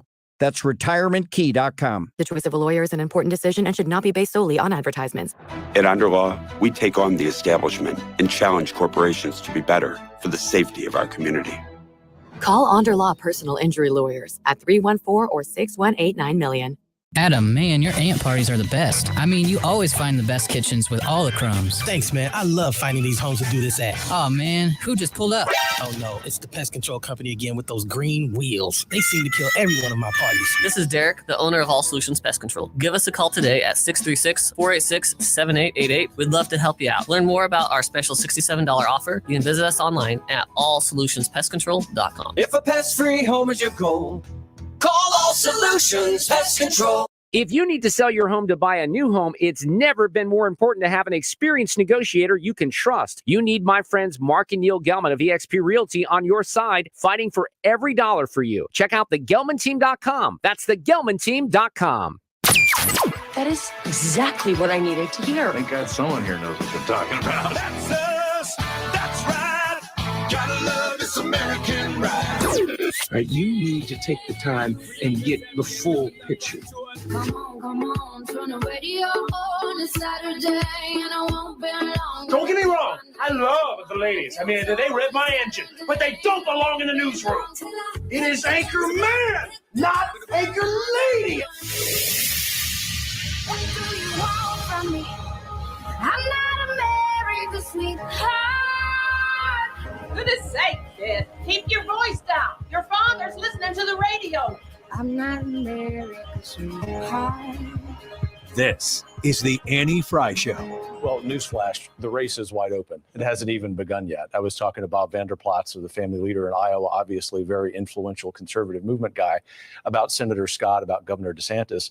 And 2 days ago, he told me, look, Iowa's wide open. 75-80% of the caucus goers are looking for someone other than President Trump, even though they're very grateful for President Trump. So whether it's Senator Scott or Governor DeSantis, I'm expecting that this is going to be a wide open race. At this point, Shannon, in 2007, if you looked at polls, Rudy Giuliani would have been the nominee. This race hasn't even begun. And from this conservative leader, I can tell you that we're very excited about the bench we have. The race hasn't even begun. That is from the president of the Heritage Foundation, which will rub everybody just the right way. Exactly how I wanted it to rub you. Just gonna let that simmer. How do you feel? The Heritage president, Kevin Roberts, saying the race is wide open. It hasn't even begun. And with joy in my heart, Fox News confirms that DeSantis is going to announce his 2024 bid tomorrow, which makes me very happy because I have Thursday and Friday off. And I have had that off since January. My husband's birthday is in January. He turned the big 4-0. And I talked about this a little bit on the air. We're going to a Cleveland Guardians Cardinals game on Friday. And then we're going to a Chris Stapleton, George Strait concert in Columbus, Ohio. And when I gave my husband those tickets, I had to be like, this is your favorite thing, but I'm sorry, it's at Ohio Stadium. I have to go in there. Oh, right. So he managed to get over it. And so we were going to take Thursday and Friday off to go on this trip. And then all of a sudden I hear, DeSantis is going to announce probably this week. I'm like, if that dude announces when I'm on vacation, I'm going to be mad. It'll be the first time I'll be really mad at him. So Fox is saying that it's going to happen tomorrow. Now, as I said a little bit earlier in the show, I am going to be there. I prioritized, and I was very grateful for everybody here who supported my decision in doing this. Trisha and Steve both said, nope, go do it. No problem. I'm going to go pick up my kids who get out of school at noon, take the appropriate pictures with friends and teachers and all that stuff, throw them in the car, drive to my husband's school because he gets off of work 30 minutes as a teacher after my kids get out of school, dump them off there. They're going to go to a pool party. Jerks. And then I'm going to hustle to work, and probably we'll see Ron DeSantis should announce that. So I would assume somewhere between noon and 12:45 tomorrow. But alas, I'll be there. It'll be fine. Mm-hmm. So that's, when you hear the president from Heritage Foundation, Kevin Roberts, saying that this race is wide open and it hasn't even begun yet, I can't agree with that anymore. It is so spot on. Ron DeSantis getting in the race, people have been talking about his polling numbers. I think that the key point that you need to look at, and I'm going to pull up Real Clear Politics here while I'm talking on the air, but people on both sides of the aisle talking about the front runners. Joe Biden is the front runner for the left. Donald Trump is the front runner for the right. Their lead, Real Clear Politics, election 2024. Poll averages. The national lead for Donald Trump, he has 56.3% of the vote. If I understand the gamesmanship, and I really want you to understand that everybody is out there, everybody is framing. That's what politics is. Everybody is out there framing what is real so that you see it in the frame that they want you to consume the information. Donald Trump has 56.3% of the primary vote on the national RCP poll average. I would think, wasn't it when he was running again for re-election, didn't he have 93% of the Republican support? Something like that. It was obnoxiously strong mandate. People, you don't get that. That is the incumbent saying they want more of this. The idea that everybody knows what it means if Donald Trump becomes the president again. Everybody knows. Mm-hmm. 56% of Republicans are on that boat right now. Is it a majority? Yes. But that doesn't win you an election. That means that what I see there is that Donald Trump is the front runner and the likely winner of the primary right now, but that he has a lot of work to do before he can win the general. If off the starting blocks, he only has 56%. Mm-hmm. Do you see it that way? Yeah, I get it. I understand what that's saying. You can win with a majority or even a plurality of the Republican support, but then when you get there, you have to get a majority or a plurality. Well, I guess you could win with a plurality of. You got to get a majority of the Electoral College. You got to win the swing states. You know what I'm not seeing is a lot of polling on the swing states. Iowa. Donald Trump has 40.5%. DeSantis, who isn't in the race right now, has 28%. It will absolutely matter one way or the other. The information that we get after Ron DeSantis officially launches, from what Fox News is confirming tomorrow. Is Hannah still here? I hope she's still out there. She's not like running laps with glee on her face because the DeSantis train is leaving the station tomorrow. Trump is at 40.5% and DeSantis is at 28% in Iowa. In New Hampshire, Trump is at 41%. DeSantis is at 23%. Sununu is at 14.3%. You can win in New Hampshire, maybe Sununu, but you're not going to win anywhere else. Right. Donald Trump has 40% in Iowa and New Hampshire. That's not even a majority of the party. I think that he could get it. And, I have not in any way, shape, or form hidden the fact that I'm a huge Ron DeSantis fan on this show ever. And I've always made sure that this part of the sentence of me being a Ron DeSantis supporter doesn't preclude me from being excited to vote for Donald Trump in the 2024 election should he win the nomination.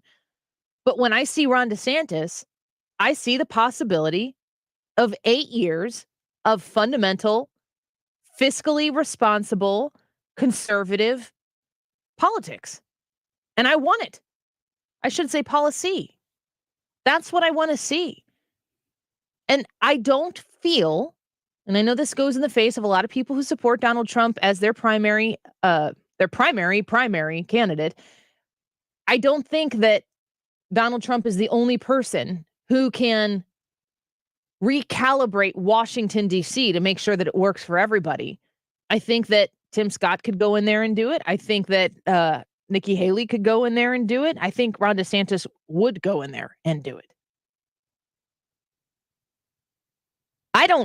I do not see a Ron DeSantis VP with Donald Trump. I don't see those brands mixing. And I see a lot of the other people who are in the race right now being formidable vice presidential possibilities for Donald Trump. But the next 2 to 3 weeks of polling and of donors and of vocal support from people who are in the system coming out and saying, yes, I'm for Ron DeSantis, or coming out and saying, no, I'm for Donald Trump, or whomever else, it's going to matter a lot. I think the race is about to get real wild. Kind of interesting to me that Tim Scott announced on Monday. I wonder how that shaped up. I wonder if people knew, because this will take the wind out of the Tim Scott sails pretty rapidly. Mm-hmm. And I was thinking, on a Thursday or a Friday announcement, you're getting a little close to Memorial Day, and you could lose some of the, no, we're still at work and paying attention to the real world from the American public. I want to shift over to the other side of the aisle, because we hear that the DNC is saying, no, there aren't going to be any debates. Joe Biden is our guy. We want more. We want 4 more years of what we've got so far. And they're not going to give RFK Jr. the time of day to have any sort of platform or spotlight or camera time on behalf of the DNC. It's Joe Biden. That's the way it's going to be. I am very convinced that they have that Joe Biden is their plan B. And their plan A, that isn't out there in front of us right now, is that Joe Biden is publicly, vocally the guy, based on a timeline that they see suits their system, see what the Republicans put out there, see who the Republicans are running. If Ron DeSantis eclipses Donald Trump, Joe Biden is going to step down. That's from the race, not the presidency, but from the race. That's my prediction. And I don't ever make predictions because I don't like to be wrong, but I also usually assume that whatever I think is going to happen, the opposite is. But if Ron DeSantis or Tim Scott or Nikki Haley or whomever else, Vivek Ramaswamy, comes and starts surging past Donald Trump, and the Democrats have to win an election that isn't against Donald Trump, when the Republican Party says, we love what Donald Trump did, but we're going to go a different angle.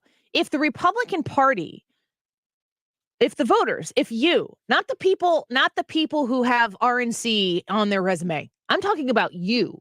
If you people, it's a terrible phrase. If you people say, America first, absolutely want to make America great again, but we're going to do it with this candidate, and it's not Donald Trump, how do the Democrats consistently, with the same level of efficacy, say that this is about beating Donald Trump? They're going to. That's their plan.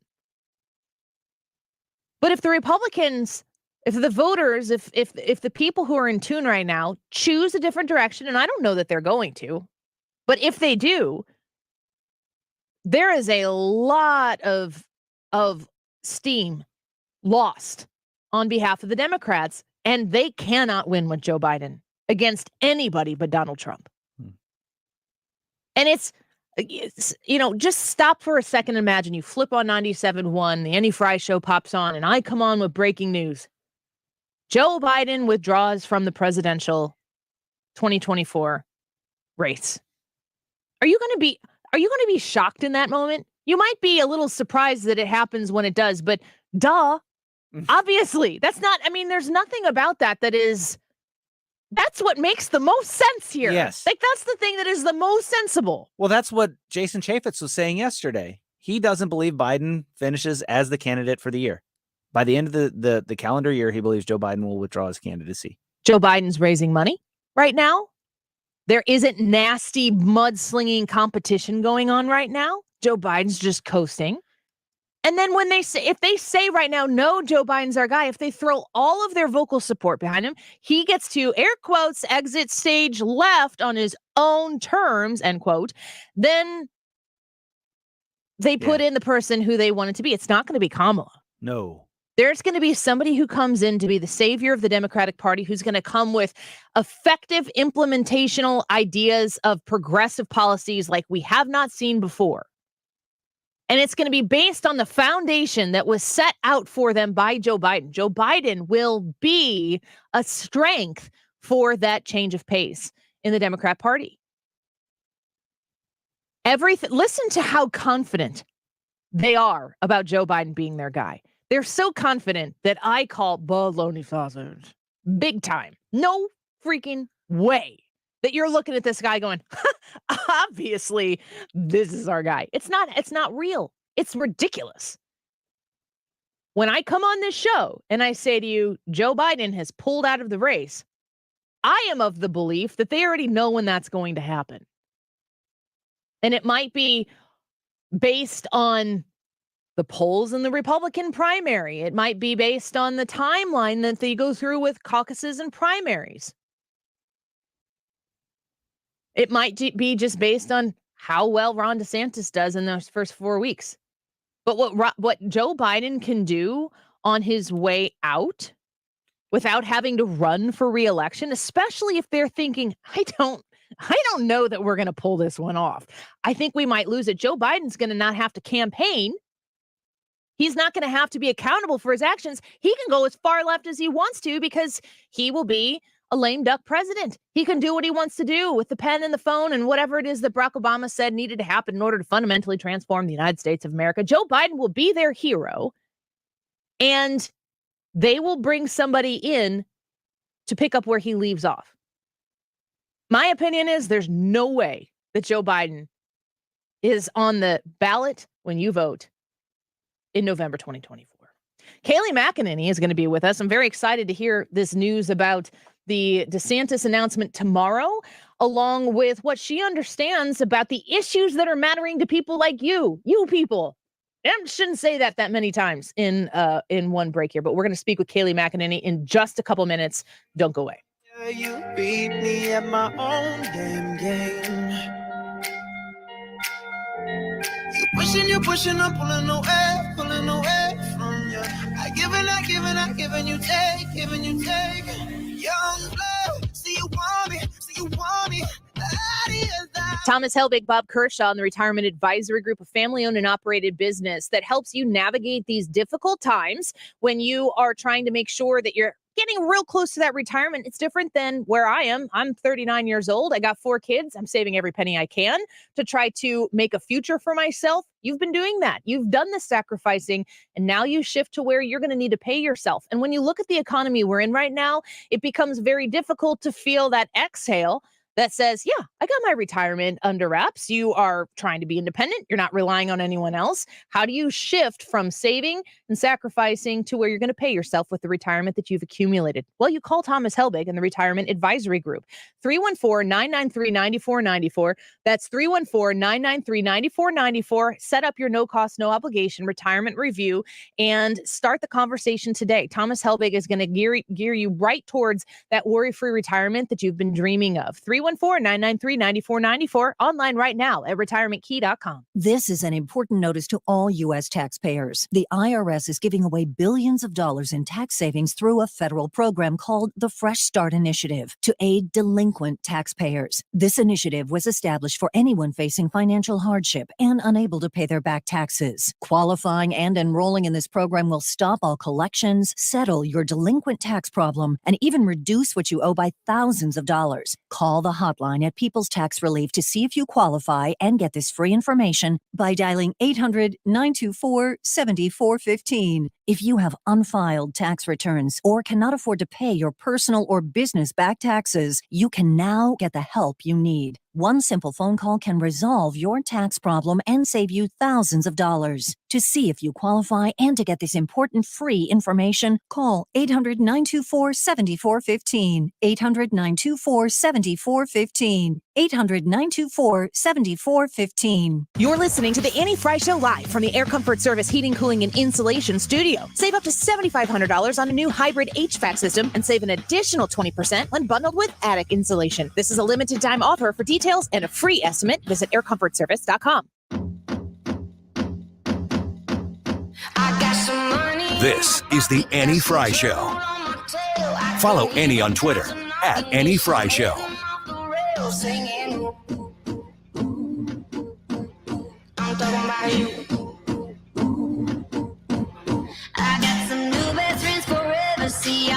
Welcome back to the Annie Frey Show. Thanks for being with us. Beautiful afternoon here in St. Louis. And some big news just going across the screen there on Fox News, saying that they can confirm that Ron DeSantis will make his announcement for his candidacy for the presidency tomorrow. I've got a ton of things that I want to speak to our next guest about, and I'm going to start with that one. Kayleigh McEnany joins us once again. So grateful to have you back, Kayleigh, co-host of Outnumbered on Fox News, former White House press secretary with Donald Trump, and author of her brand new book, Serenity in the Storm. Kayleigh, welcome back to the show. Thanks for being here. Hey, thank you so much for having me. I really appreciate it. Of course. So you probably heard the news, or maybe knew for a while now, Ron DeSantis going to officially announce tomorrow. How do you think that this announcement is going to immediately affect the campaign for the 2024 presidential nomination? Well, it's a really interesting question because there are many flashpoints, and I shouldn't say many. There are a few flashpoints that could change the trajectory of polling. You know, President Trump currently has about a 36.9% lead. That's an enormous lead in the polls. But there are certain moments that can shake up a race. And one such is the entrance of the number two in every single poll you look at, and that is Governor DeSantis. So I think in the immediate term, in the next few days, I will be looking at, does he get a poll bump? You know, he had been descending in the polls, but still double digits, unlike any of his competitors. Will this put a tailwind behind him is the question I'm looking at. And then the next flashpoint will come August during the Fox News presidential debate. You know, we know debates can shake up the field quite a bit. We saw that with Ben Carson surging to the top of the polls in 2016 briefly there. So I'll be looking at the polling. I think he's a welcome addition to the race. He's an extraordinary governor of my home state of Florida. And, you know, it's now every man and woman making the case for themselves. I want to ask you about the field. I mean, obviously, you worked in the Trump administration, and people just love how you were able to do their job, especially in the comparison to what we see with the Biden administration, the lack of information we get from the podium today. But you have a lot of experience with a lot of these different people, and you have in the past worked with the Republican Party, the RNC. You get to the issues and you understand how the issues can compel people to pay attention in a way that sometimes just the drama doesn't bring people in. Do you think that this wide array of candidates on the Republican side is going to reshape the Republican message for concerned voters right now? You know, I hope what we see, to your point, is an issue-based policy debate candidates. We are at a really scary time in our country when you send your kids to school, you don't know what they're being taught. You don't know if they're going to come home, you know, deciding that they're going by a different name and pronoun. I mean, the stakes are high, much higher than in 2016, I would even argue. And in 2016, you know, there was a lot of noise on the Republican debate stage, a lot of name calling and whatnot. And I'm hoping this time around, we all realize how high the stakes are. We've got a lot of great people in the race. I mean, my former boss, President Trump, did huge things for our country, reshaping the Supreme Court. Now we have a culture where, it doesn't matter where you are, which state, you can now take your pro-life policies and advocate your legislature and make a change before you were shut out of the argument. And, by an edict from the Supreme Court, unelected Supreme Court, you could not advocate for life without, Roe going away. So, my former boss did a great job in making that moment happen. Governor DeSantis transforming the state of Florida. Tim Scott, what a message of faith yesterday. We have so many good candidates. We have such a deep bench. And I'm hopeful that, as we let this policy debate play out, and there should be a primary and we should have debates, we can stick to policy because right now, Joe Biden polling so negatively, but that's not inevitable. We saw at the midterms, Joe Biden polling negatively didn't mean victory for Republicans. So we got to stay focused, stay conservative, stay bold in the way both Trump and DeSantis have been, and stay focused on the issues. Kayleigh McEnany with us on the Annie Frey Show right now, co-host of Outnumbered on Fox News, author of her new book, Serenity in the Storm. I'm glad you brought up Tim Scott. I listen to Outnumbered almost every day on Sirius, and I come in. So I don't get to watch, I get to listen. And hearing Tim Scott leading into that, his announcement leading into that, I heard real joy about being an American. And I heard it from somebody who had lived a story that is an American story and wasn't possessing it, wanting it to have to be able to reach anybody in this country, that idea of opportunity. I thought it was refreshing to hear positivity and joy associated with the idea of being an American. I'm wondering if you feel like that exists right now in the negative world of politics. Yeah, it really doesn't. And that's why I said yesterday, Tim Scott is going to, realistically have a long haul to the nomination, polling in single digits, and, to progress forward. It's going to be a tough fight for him, just looking at where we stand currently. But putting that practicality aside, his message, and I said this yesterday, is the single most unique message, I think, out there currently, and the one that is most likely to prevail in the general election. You don't hear on the Democrat side a message of faith, and that is Tim Scott's central message: faith in God, faith in one another, faith in America. You hear tenors of that in the Republican Party from all of the campaigns, really, but you don't hear that as the central driving focus, a message of coming together amid the noise, getting back to what makes us great, which is patriotism, faith, and these attributes that made America the greatest country on earth. You don't hear it packaged in the way that Tim Scott does. It's unique. It's refreshing.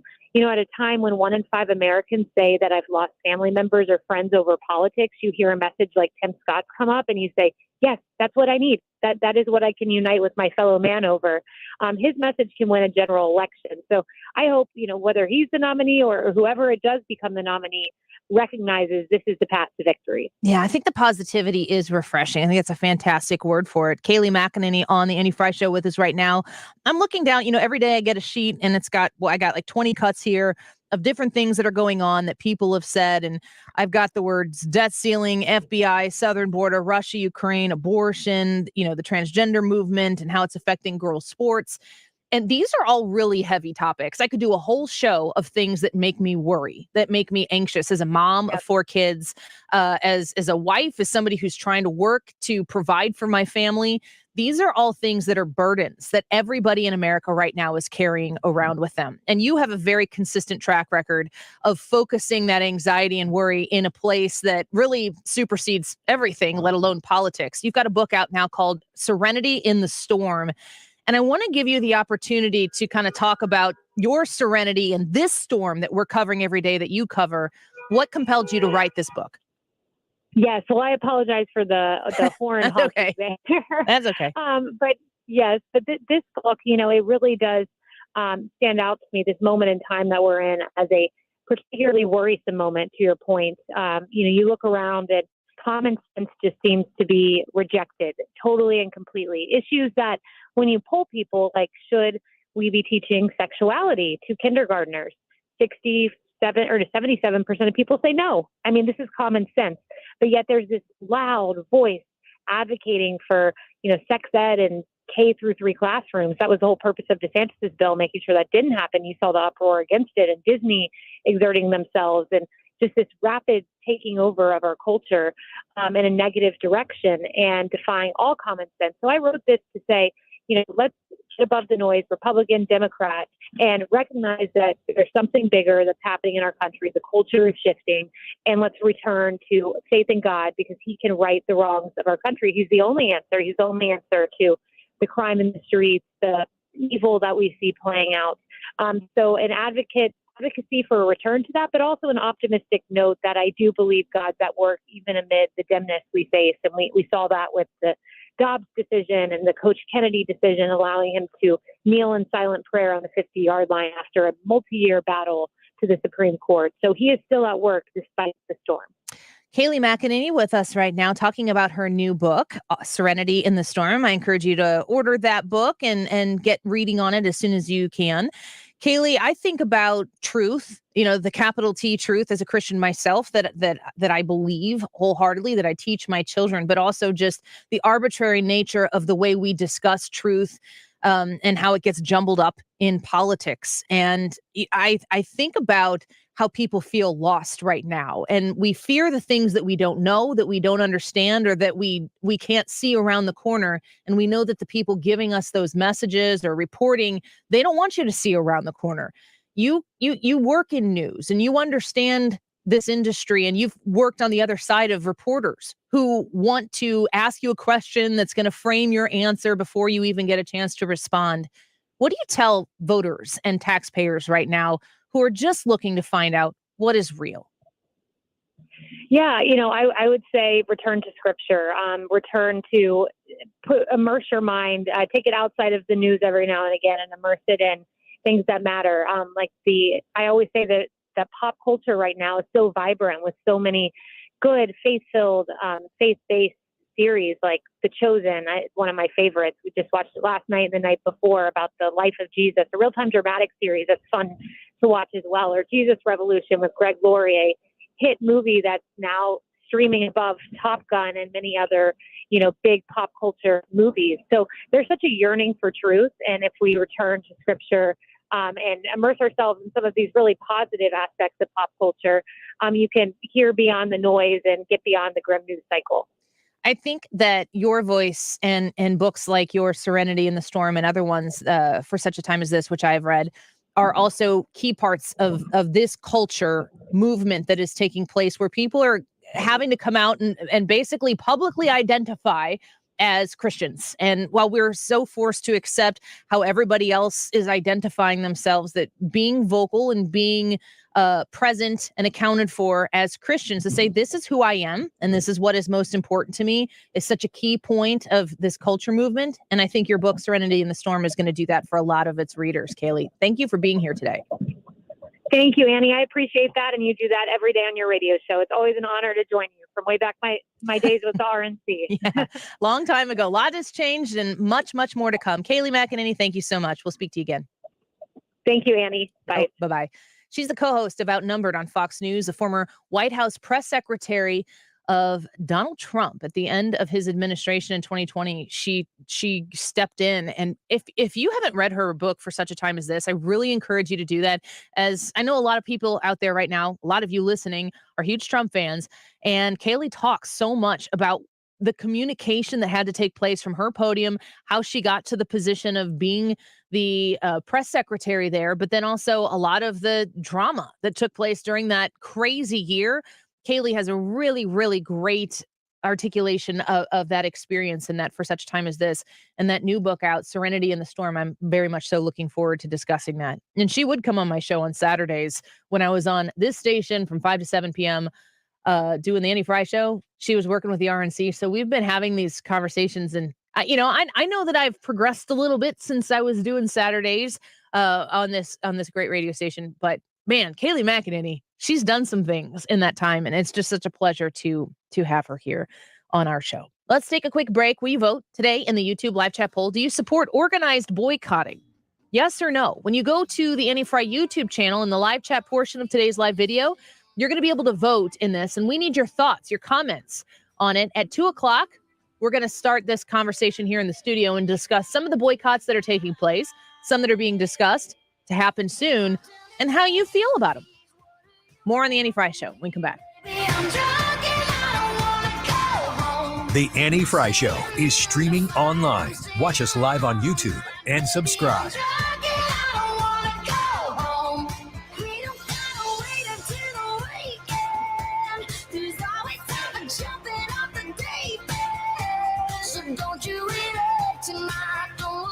So Prevent Sprained Socks are invented by doctors and physical therapists at the University of Porto in Portugal, and they are your answer for the support you need on your ankles so you can stay active, so you can be healthy, get healthy. You want to make sure that your ankles have that compression, that support, and Prevent Sprained Socks provides that. They also have golf socks, which are crew socks. I got to check these out for my days when I spend a lot of time walking.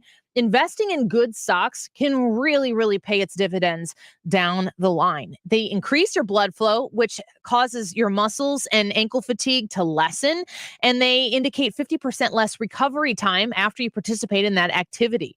They are used by athletes. They're used by people exactly like you on the pickleball courts. They're used by kiddos like mine on their interscholastic competitions, basketball games, volleyball, so on and so forth. I use them myself for boxing, for walking, for running, for volleyball. Prevent Sprained Socks provide me the support that I need, and I'd love for you to check them out as well. Go online to PreventSprainedSocks.com. This is a message for all St. Louis Metro homeowners. If you want to sell your house, but only the thought of it gives you a headache, Chris Buys Homes in St. Louis has great news for you. Chris Buys Homes in St. Louis can help you avoid any headache and will buy your house for cash in as-is condition, and you won't even have to do any repairs, cleaning, or paying any fees. Just call 314-782-8000 for a fast and easy solution and sell your house today. Chris buys all kinds of houses, inherited houses, vacant houses, fixer-uppers, and also beautiful houses. All you need to do is call Chris Buys Homes in St. Louis at 314-782-8000 and let Chris take care of everything for you. Call Chris Buys Homes in St. Louis, 314-782-8000 and get the peace of mind you deserve. This is an Illinois Family Institute, IllinoisFamily.org update. Pro-life pregnancy care centers under legislative attack, a push to legalize euthanasia and co-ed bathrooms in Illinois. And before the General Assembly adjourns, lawmakers could take action to place a pro-abortion state constitutional amendment on the 2024 ballot. IFI's David Curtin says voters should voice their opposition to state lawmakers. All of these have to do with usurping the role of God in our society. If they can just be faithful and tell their lawmakers that, that's the best thing they can do. Will we be successful? I don't know, but we will be faithful, and that's what we should do. But you still need to register your disapproval with your legislator. Pray for our lawmakers and sign up for IFI email alerts at IllinoisFamily.org. If you're a business owner, you know how important security is when it comes to your confidential email. Mark Cox here from my friends at myemailservice.com. Chances are if you use public email, it's not giving you the security and the privacy you need for your business. Myemailservice.com gives you unmatched security, and they'll keep your information secure and protected. Plus, you get fast local service for any issues. Go to myemailservice.com or call 314-216-2040. Stop everything you're doing right now and ask yourself, are you currently receiving steady paychecks? What about when you're retired? Will you receive a monthly check to cover your expenses and also have some fun? Marvin Mitchell and the team at Compass Retirement Solutions calls this mailbox money. It's a monthly check you'll receive throughout retirement. They don't want you to worry about if the money will show up or how much money you'll receive. The only thing they want you to think about is how to spend it when it arrives. Find out how to get enough money in your mailbox every month when you're retired. Call Marvin Mitchell and the Compass Retirement Solutions team at 314 374-373-1598 to start working on a plan that can help you create the monthly income you'll need in retirement. Call 314-373-1598 right now and schedule a visit with Compass Retirement Solutions. 314-373-1598. Firm offers insurance services, investments, and services offered through Compass Retirement Group, a registered investment advisory in Missouri and Illinois. Is your home, business, or church looking tired, chalky, or in need of curb appeal? Go Rhino. Tired of painting year after year? Go Rhino. Our unique 3M ceramic technology is perfect for brick, stucco, aluminum, steel, color lock masonite, and more. It's backed by our 25-year transferable warranty to not chip, crack, or peel. Great if you're staying, and even better if you're selling. Our ceramic coating allows you to maintain all of your architectural features. The decision to do vinyl will leave your home looking like a plastic moldy box. With Rhino Shield, in 15 years, your home will still have that, wow, it looks like you just got it painted. We've done large condo complexes, parking garages, pole barns, and commercial strip malls. We coat sloped and flat roofs to extend their lives too. Evaluations are free. 877-25-RHINO or 877-25rhino.com. See what we did there? Genius. Tell them, ladies. Don't paint, don't Rhino, go Rhino Shield. Never paint your house again. Rhino Shield. It's not too late for a deep spring cleaning on your home. Give my friends at Zero Res a call, 314-474-2020. Schedule today and get 3 rooms of carpet clean for only $129 and take $75 off your air duct cleaning. Make sure to mention me, Mark Reardon, ZeroResSTL.com. Do you support organized boycotting? Leave your thoughts on the Annie Frey Show YouTube poll. I will give those results at the end of the show. The current time is 1:45. This time check is sponsored by Jerry Kelly Heating and Air Conditioning. It's time for a $98 AC tune-up. Connect with the personalities and give your feedback. 97.1 FM Talk is on Facebook, Twitter, and Instagram. For content that's additional to the radio, join us there.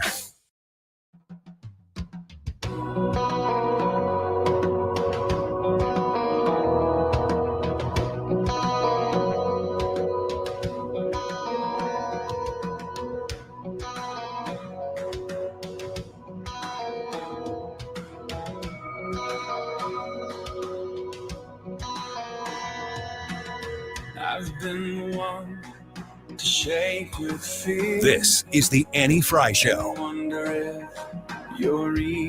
Follow Annie on Twitter at Annie Frey Show. To doubt your love, I've told myself you're not enough.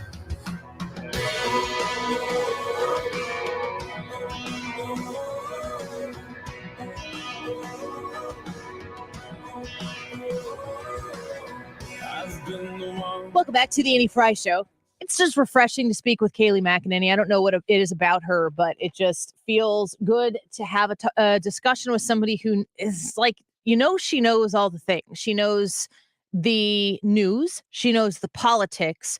And she still, to me, is very grounded in the thing that matters the most. And her book, Serenity in the Storm, is another installment from Kayleigh that articulates that so that we can make sure that if you're a Christian, I say I know that not everybody listening right now is Christian, and some of you probably get annoyed, probably is the best word for it, when I talk about it. It's a big part of who I am. I mean, Brad, you're a pastor, so obviously you're Christian, and I'm wondering what you think when I ask Kayleigh McEnany, what do you tell these people who are out there who are seeking truth? Because there is a lot of what I use as the term was framing going on. Yeah. Everything is framing. They want to predetermine your reaction, your emotional, visceral reaction to news that exists before you've gotten to the paragraph that actually contains the news that now exists in the world. And that's a difficult place to be.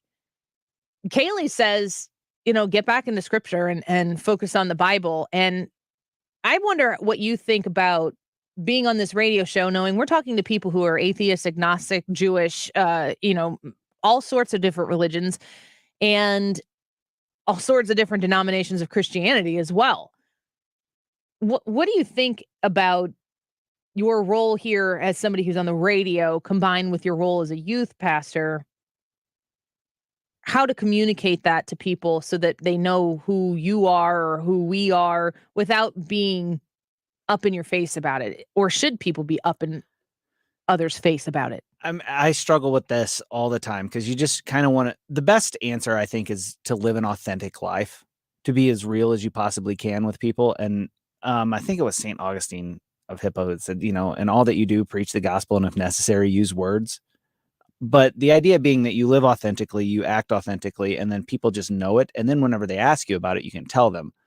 But how do you direct people to the truth, and what is the truth? I think it's important to note that there is such thing as truth. You know, there's not your truth and there's not my truth. There is the truth. Because if it's not the truth, then there is no such thing as truth. Does that, I mean, am I kind of scrambling brains out there? I don't know. But so the question isn't, is there truth? It's what is the truth? And then there's the pursuit to seek it out. Kayleigh McEnany, myself, I'm sure you have, we've settled on the truth is that the scriptures are the truth. That's where we've come through our investigations, through our upbringings, through whatever different life circumstances has taken us there. We've seen the scriptures as the truth. That's why we come to that. But there are people who think it's fiction. There absolutely are. Now, I would disagree with those people and think that they're wrong about that, but just the same way that they think that we're wrong. But me saying that I believe that the scriptures... We don't live in a world, though, where people are allowed to agree to disagree. No. Well, I would say there are forces out there that don't want us to be allowed to agree to disagree. They're the prevailing cultural forces. Right. And still at the same day, I mean, that again, there's the truth. They're allowed to say that, but that doesn't mean that they're correct in saying that. Well, of course not.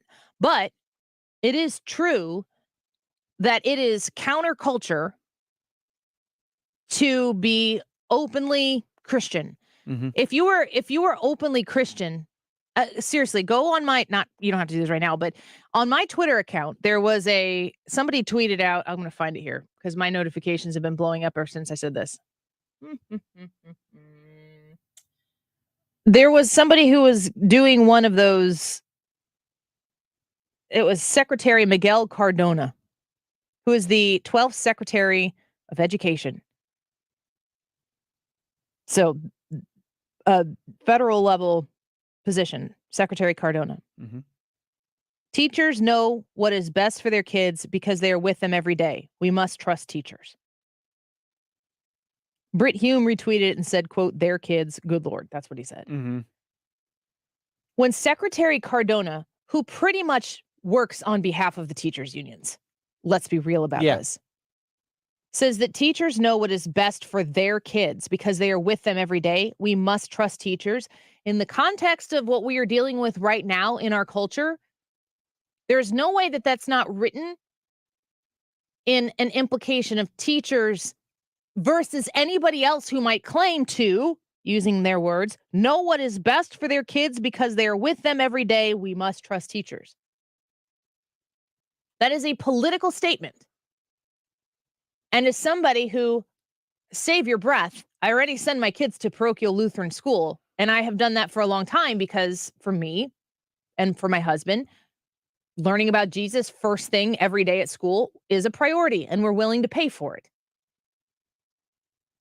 When I hear that, and I understand the mentality that is behind the Secretary of Education saying teachers know what is best for their kids because they are with them every day. We must trust teachers.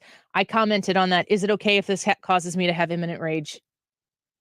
And if you go look at the comments underneath, I have 40 people who commented on this, on my comment, who reacted to it. And the vast majority of them are attacking me for being Christian. I said in a comment, is it okay if this causes me to have imminent rage? And the immediate reply, with the limited amount of characters that are available, frequently attacks me for being Christian. So what these people do is they go look at my profile and they look at my bio, and I happen to indicate there that I'm a Christian. There is no single element of being angry or frustrated or defensive that precludes me from being a Christian. In fact, if you're suggesting that imminent rage indicates that I am a sinner, still could be a Christian. It's the only way to be a Christian. You can't possibly be a Christian without identifying the fact that you are a broken individual in need of a savior. But if you go through this list of comments, and I replied to a couple of them, and then I got bored. So I moved on. Sharon says, no rage like Christian rage. Other people on here saying, you're an apostate anyway, so rage on. Just repeatedly looking at my comment that it makes me mad that the Secretary of Education, but also that there is a political position for teachers that assumes that they are on some equal footing with parents on what should happen with those children. Again, I am married to a public middle school teacher. And if it needs to be said, he's a man. And I understand what teachers go through on a daily basis. A lot better than most do that don't have that connection to the classroom. My husband doesn't know what's best for his students more than he knows what's best for his own children. And God forbid anybody try to put themselves in between him as a father or him as a teacher, suggesting somehow or another a parent comes in when he says, this is what I think is best for this student. He's not going to be able to, in his position as a teacher, tell a parent, well, you're wrong and this is how it's going to go when it comes to these life things that affect these kids.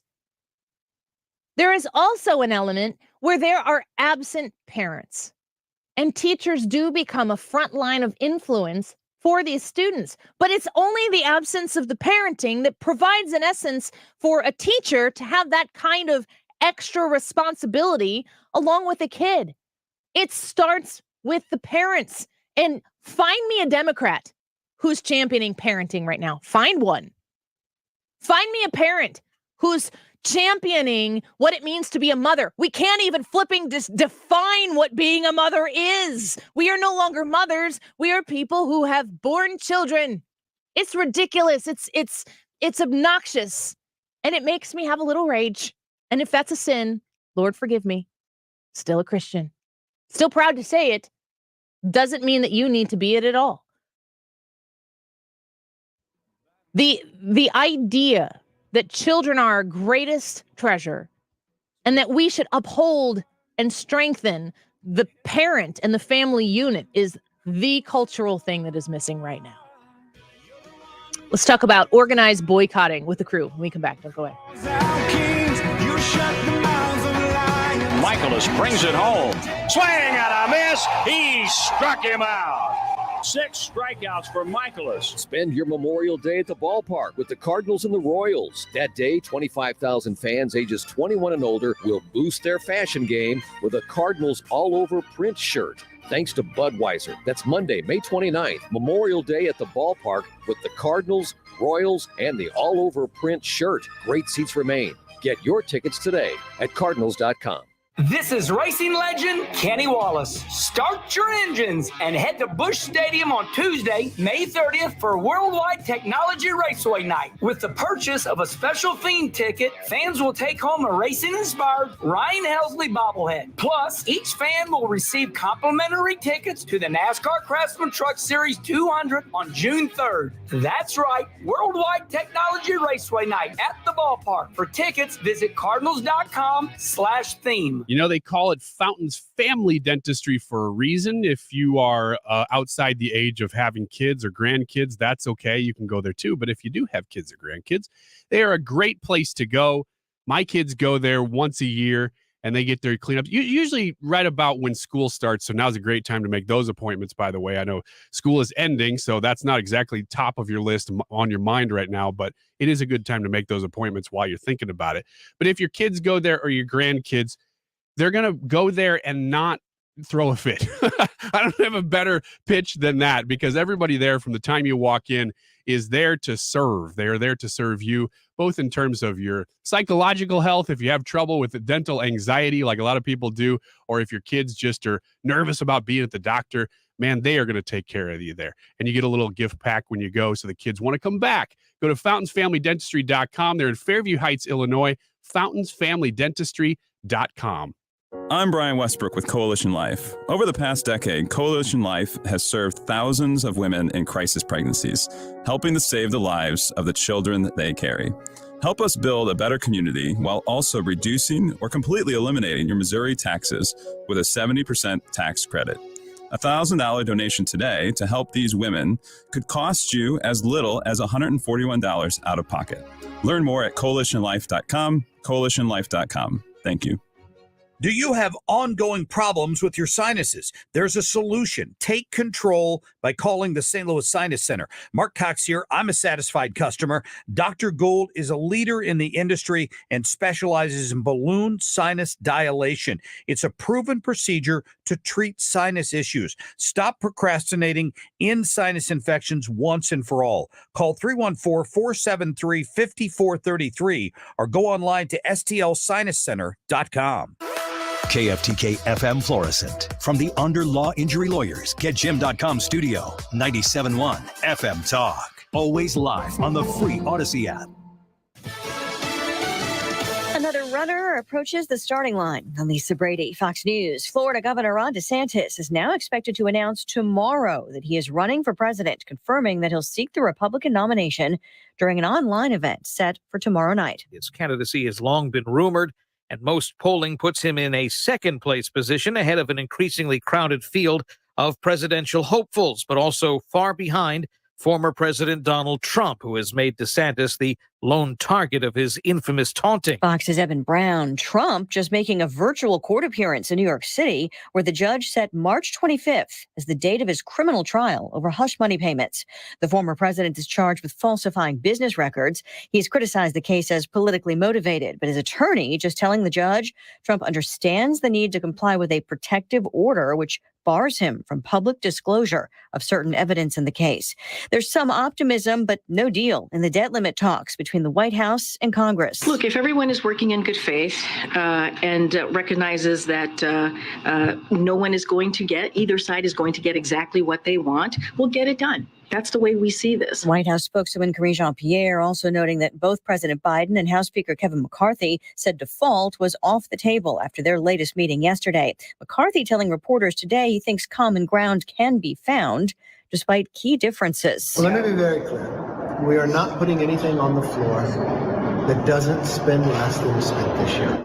More staff-level talks were held earlier today. California is asking the Biden administration to approve the state's plan to require all new vehicles to be either electric or plug-in hybrids by the year 2035. This in a letter seen by Reuters from the California Air Resources Board, seeking a waiver under the Clean Air Act to implement the state's new emission rules.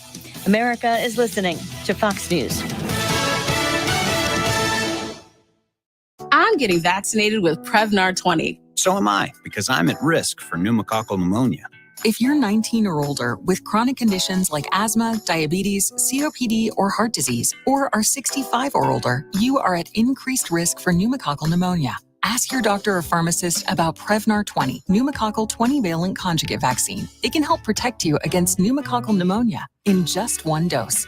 Even if you've already been vaccinated with other pneumonia vaccines, Prevnar 20 may help provide added protection. Prevnar 20 is approved for adults to help prevent infections from 20 strains of the bacteria that cause pneumococcal pneumonia. Continued approval may depend on a supportive study. Don't get Prevnar 20 if you've had a severe allergic reaction to the vaccine or its ingredients. Adults with weakened immune systems may have a lower response to the vaccine. Side effects include pain and swelling at the injection site, fatigue, headache, muscle, and joint pain. For full prescribing information, please call 1-855-213-2138 or visit Prevnar20.com. Air Comfort Service, heating, cooling, and insulation. Weather. Our high temperature today should top out pretty close to 85 degrees, partly to mostly sunny skies. A delightful evening on the way, out of the 80s into the upper 70s. Clear skies and 58 overnight. Wednesday, sunny and 85. Thursday and Friday, sunny skies dominate. low humidity, and slightly cooler temperatures, 79 for the high Thursday and again Friday. This is 97.1 FM Talk Chief Meteorologist Dave Murray. This is a special alert to all Americans who own a vehicle with less than 200,000 miles with an auto warranty about to expire or with no warranty coverage at all. Due to a decline in the economy, CarShield is announcing a low-cost month-to-month vehicle protection plan that is now available to the public to save any driver out-of-pocket expenses on future auto repairs. Call now to find out how you can pay almost nothing for covered auto repairs. Yes, you heard that correctly. Pay almost nothing for covered auto repairs. An open phone line has been established for all drivers to call for a free quick quote. Call 800-652-5241 now. Drivers who are covered will not have to pay for covered repairs again. This protection plan is at an all-time low. Additionally, drivers who activate this vehicle protection today will also receive free roadside assistance, free towing, and car rental options at no additional cost. Call us for your free quick quote today. 800-652-5241. That's 800-652-5241. What do you have to lose? Call 800-652-5241. Again, 800-652-5241. Updating your home with James Hardie Siding has never been more popular. With all the options available, you need a partner to maximize your investment. The rising prices on vinyl siding has made Hardie Siding a great alternative. Siding Express is ready to refresh the appearance of your home or totally transform the look by installing Hardie Shake, board and batten, lap siding, or a stone accent to make it your dream home again. Siding Express is an elite preferred James Hardie contractor. Need ideas? Go to sidingexpress.com and schedule a free, no-obligation consultation today. Hi, this is Brian with Velocity Home Buyers, and I buy houses cash.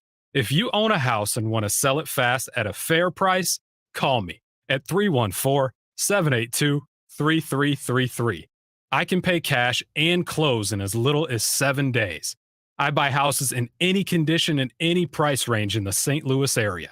I'm a private real estate investor who buys several houses a month, and I want to buy more. I buy inherited houses, divorce houses, behind in payment houses. I even buy my tenant won't pay me the rent houses. Do you own a house that needs updating, but you don't have the time or money for it? Great, because I love buying outdated houses.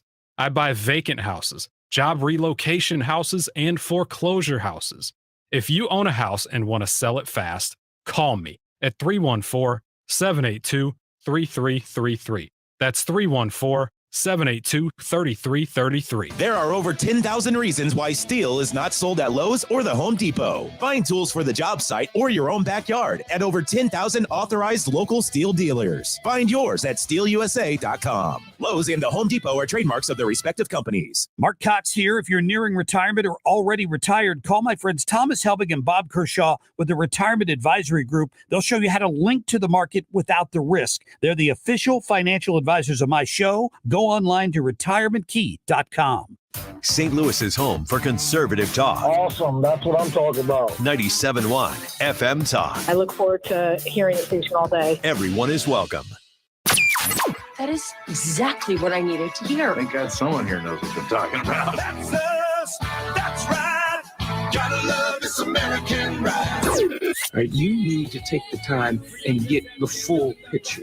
Come on, turn the radio on. It's Saturday and I won't be long. Don't get me wrong. I love the ladies. I mean, they rev my engine, but they don't belong in the newsroom. It is Anchor Man, not Anchor Lady. What do you want from me? I'm not America's sweetheart. Goodness sake, kid. Keep your voice down. Your father's listening to the radio. I'm not America's sweetheart. This is the Annie Frey Show. Welcome back to the Annie Frey Show. I want to play for you a clip here, and it's going to go into the YouTube live chat poll. I'll explain here in a second. But the YouTube live chat poll for today is, do you support organized boycotting? For those who don't know, this is Phoenix Mercury coach Vanessa. How do you say that word? Nygaard? Let me look this up again here. Doesn't everybody know the Phoenix Mercury? Yeah, that's how I would say it. Nygaard. That's an NBA, a WNBA team. Excuse me. Listen to this comment. I mean, here. it was great, but like honestly, come on, LA. Like we didn't sell out the arena for BG. Like I expected more. To be honest, right? Like it was great. It was loud, but how was it not a sellout? How was it not a sellout?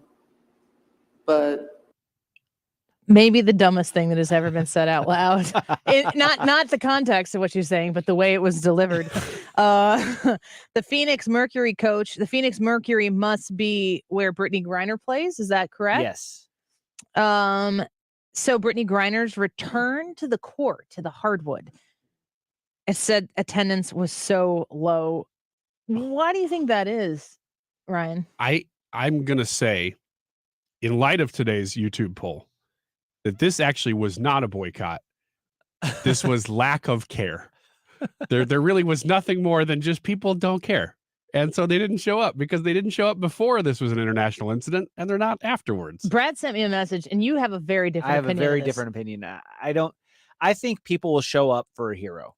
I think they'll show up for a hero. Even if they don't like the product, they'll show up, even if it's for that one game, to be part of that ceremony, to be part of whatever it is to honor that hero. I don't think people look at Brittany Griner as a hero. So in a way, it's kind of like Ryan says. I think there's a part of it that is, I don't care about her. But like the other part of it is, to me, this woman went to Russia and she took illegal drugs with her. Now, I know it's not legal, or it's not illegal here, but it's illegal in Russia. While we're involved in a wartime conflict, though we're not like actually part of the war, Russia is mad at us. We're issuing sanctions on them. She went there, broke their law, got herself incarcerated, and they knew that we were going to have to give up a bunch. So we gave up a guy they called the Merchant of Death to get her to come back. We left a Marine over there to get her to come back. Now there's another, is it Wall Street Journal reporter that's in prison over there?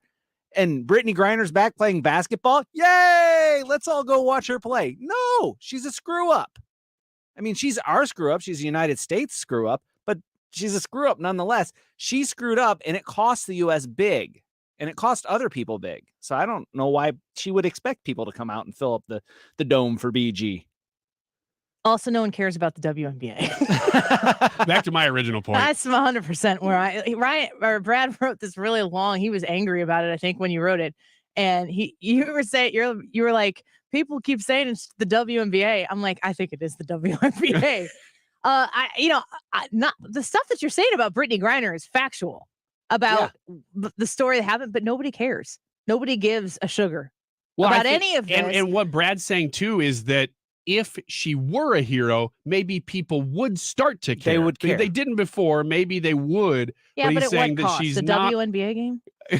You'd have to attend one. What that are is nosebleed a tickets in a WNBA game? Like $5 or something? I don't think it is. I think tickets are $5. I think if you go and scalp tickets outside of a WNBA game, you open your trench coat, you actually have to pay the person to take them. I think that's the way it works. I'm on the show talking all the time about supporting girl sports. But what do I always say about the transgender influence on youth, especially youth girls sports? Girls have been playing sports for decades now because they want to participate and have the experience of playing it, not for the entertainment level. We know you don't care.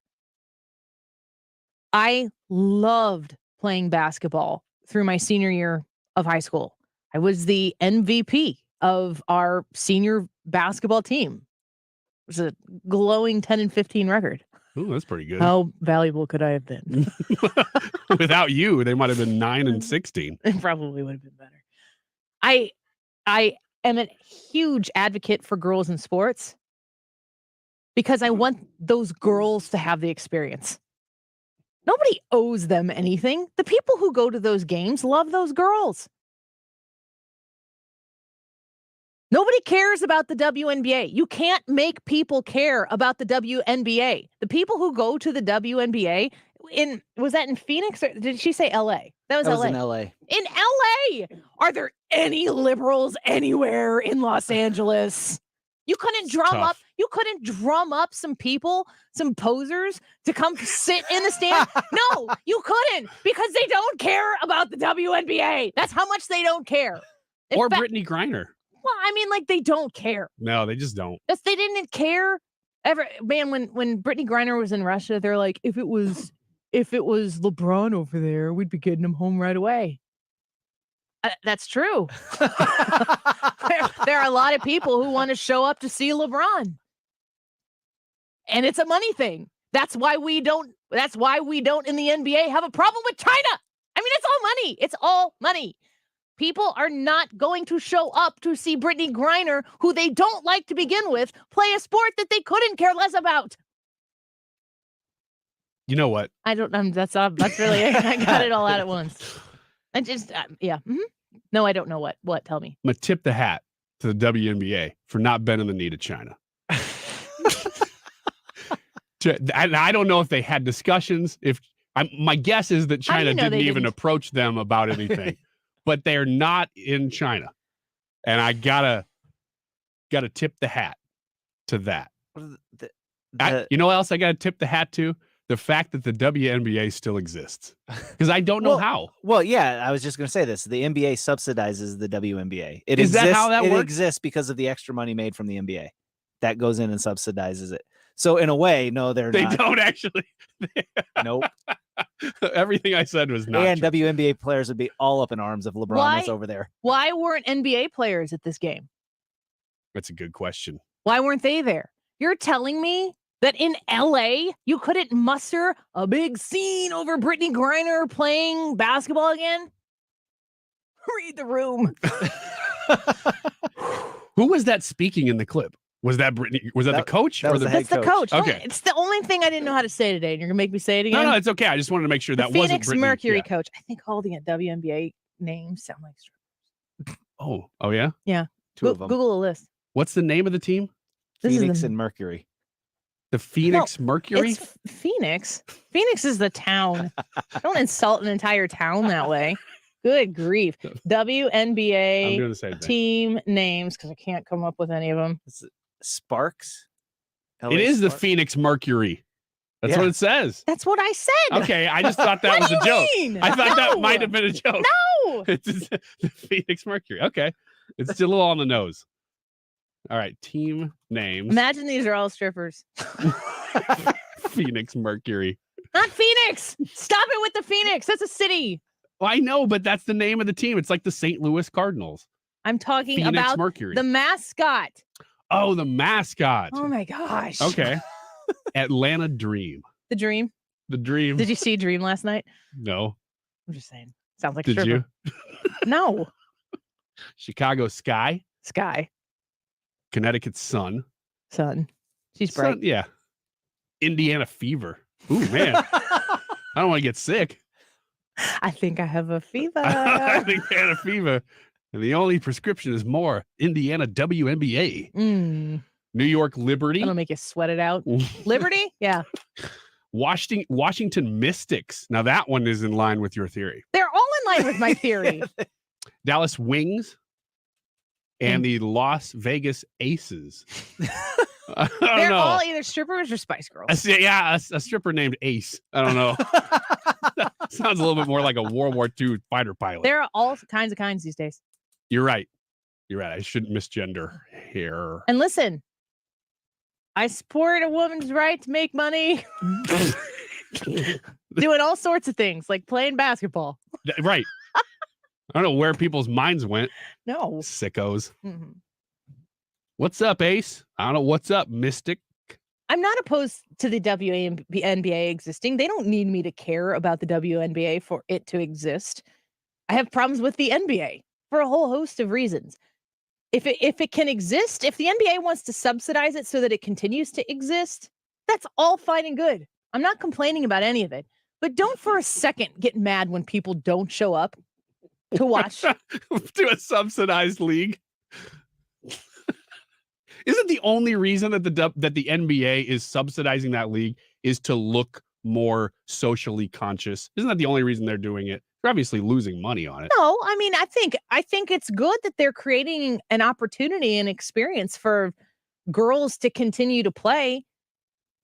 Maybe they should make it like the Savannah Bananas or something like that. Have you ever seen the Savannah Bananas? I don't know what that is. It's a minor league baseball team, and the entire thing is a show. It's a performance. And they will, when they're going to throw out a pitch, they will have a coordinated, synchronized dance that the whole field, including the umpire, is in on. It's unbelievable. I want to go, but there's a waiting list for tickets. Really? Yes. Super long waiting list. It's a I don't know. I mean, they're taking minor league baseball. Here is another good example. Minor league baseball, in and of itself, is not such a great spectacle that people are flocking to it to sit because they want to watch a baseball game. There are gimmicks that go along with it. I mean, there are gimmicks that go along with watching the St. Louis Cardinals or whatever to make sure that everybody is entertained. But when the product of the sport is not enough to fill the seats, if you want to have an amazing time with your family, go to a Gateway Grizzlies game. It is affordable. It is fun. The atmosphere is live. My husband worked there for 10 years. He was the guy who did the sound, and he would come up with all of the fun little quirky things that if you were paying extra attention, like everything he did had a point, and then he'd come home and be like, and then this happened, and then I played this. I can't believe I've never heard this story before. I didn't even know that fact. I endorsed the Gateway Grizzlies for some time. My gosh. I don't right now, but yeah, he did the sound. Would sit next to Tom Calhoun, who's the voice of the Grizzlies, because he would say time to get grizzly or something like that. And he was in the press box for 10 years, and it was fun to go down. They got a hot tub in the outfield. They're professionals. I did a bachelor Major party League. out there once. Yeah. Great time to bring your little league team or your select baseball team or soccer team or whatever it is. Go to a Grizzlies game and experience it. But I'm telling you that at the end, you're not going to be able to tell me what happened in the fourth inning. Right. And that's fine. Yeah, it's okay. Those players are out there continuing their pursuit for a higher level of participation in baseball. Those players out there aren't making a ton of money, hardly any. And if you understand what it is, and you understand that the Gateway Grizzlies, in order to meet the bottom line, have to do other things to make it entertainment, like make a hamburger with a donut, which is tasty. It's totally cool. That's what they have to do. I'm sorry that Brittany Griner isn't the draw at the WNBA basketball game that they think it should be. She's one of the athletes. It's not even like having, I remember the Gateway Grizzlies had Screech come out, and I was going to say Neil Diamond, but it's Dustin Diamond was out there and meeting people. Al Borland was out there. What's his name? Tim, the Toolman Taylor, and Al. Oh, yeah. Richard Karn. Yeah, I mean, like, these are whatever level celebrities, but they come out, they bring people out. It's a business. Yeah. There's a draw. But the sport isn't the draw. But they're existing on ticket sales, is what you're saying. They have to sell tickets. Yeah. Yes. WNBA is apparently not even doing that. That's the distinction I'm trying to I don't know the details about it, but I'm just saying, the idea that somehow or another Brittany Griner, as the athlete on the floor herself, isn't a big enough draw to get people to go to these games. I don't feel like LA was making a statement by not showing it. No, I don't either. But that's the thing. But that's exactly what I'm saying. I think she is an internationally known name. Yeah. And I guess this was her first game back. And still, we don't know because we don't care. Nobody cares. No. And I'd rather go see Richard Karn. I would too. And Screech, especially now. Be tough. Dead. Yeah. Ouch. Do you support organized boycotting? Yes or no? You guys ready to answer this when we come back? Sure. Yes. All right. Let's get some comments from you folks who are paying attention on the YouTube live chat. If you haven't gone and voted yet, get that vote in. Hannah is highlighting some of your comments and is going to feature them at 2:45. Can't wait to hear what y'all say about this one. I want to know, Ryan, what your WNBA name would be. I can already tell you. And when we come back. Yeah. Don't go away. Just do your best. The Annie Frey Show is streaming online. Watch us live on YouTube and subscribe. Don't let it bother you. Forget your troubles, trying to be just like the cheerful chickadee. So the Closet Factory at 314-961-4300, 314-961-4300 comes to your home. And you've got this area in your house that collects things.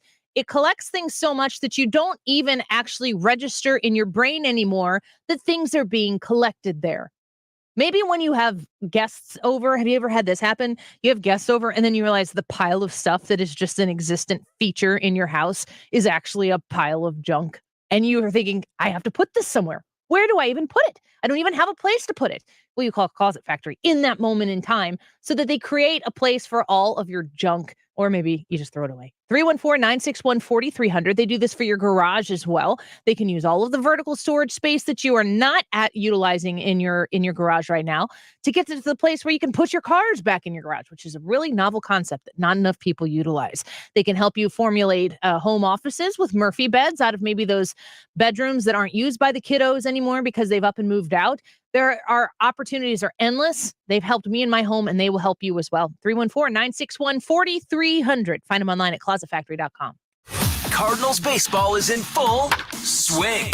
Right center field, a grand slam for Nolan Gorman. With the free Odyssey app, local fans can listen live all summer long, whether you're at the grill or at the pool. And it's a goner!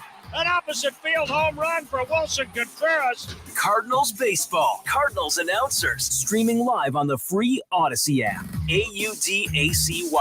Get in the game and download it today. Did you know the IRS is a super creditor? Hi, I'm Lance Drury with the Lance Drury Law Firm. The IRS is the only creditor that can create a bill for you without your permission, then drop the hammer and aggressively collect it by wiping out your bank account, seizing your assets, and levying your wages. No other creditor can do that, and this can all happen without a court approval. If you owe back taxes, you need to be prepared to face the super creditor. Don't just sit back and take it. Fight back. At the Lance Drury Law Firm, we know how to use the laws to your advantage and go toe-to-toe with the IRS. Our office is located right here in St. Louis. Contact the Lance Drury Law Firm today for a free consultation with me, or visit us at lancedrurylaw.com or call 314-260-6120. That's 314-260-6120 to get started. The choice of a lawyer is an important decision and should not be based solely upon advertisements. Energy prices are skyrocketing. Regardless of what you believe is the reasoning for the skyrocketing prices, it doesn't matter. What does matter, it's crushing us. It's taking money off of all of our tables for food, clothing, entertainment. Life is tough. I'm not looking for anything for free, but this is crazy stuff. Now, that being said, do not overspend on so-called high efficient, energy efficient, or whatever the terminology, anything efficient. Nothing we make, nothing that we have to offer will combat these insane prices. So if you're in the market and your bills are just extremely high because they're failing, call me. It's one easy number. It's in Missouri and Illinois. There's only one number. Missouri and Illinois. It's 314-293-2600. Bart Inman, 314-293-2600 or bartinman.com. Learn to make money 5 ways with rental real estate. Double your money with apartments and get your map to financial freedom. And that map starts with a free workshop. Sign up now at lifestylesunlimited.com. Click on the Join Free Workshop tab and attend online or in person. That's lifestylesunlimited.com. Lifestylesunlimited.com. Again, that's lifestylesunlimited.com. Limited seating, unlimited potential. You're listening to the Annie Frey Show live from the Air Comfort Service Heating, Cooling, and Insulation Studio. Warmer days are coming. Time to schedule your annual AC system check for as little as $15 a month. For any residential or commercial HVAC services, visit aircomfortservice.com. For details and a list of all station contest rules, visit www.971talk.com/rules. We've gone out a few times. You ready to put a ring on it? Download the Odyssey app and listen to 97.1 FM Talk on your phone or by telling your smart speaker to play it. This is St. Louis's home for conservative talk.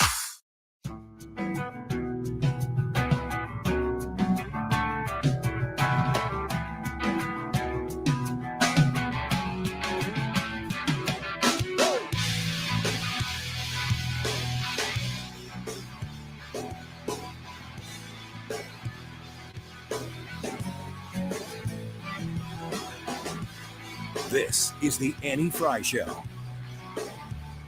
Follow Annie on Twitter @Annie Frey Show.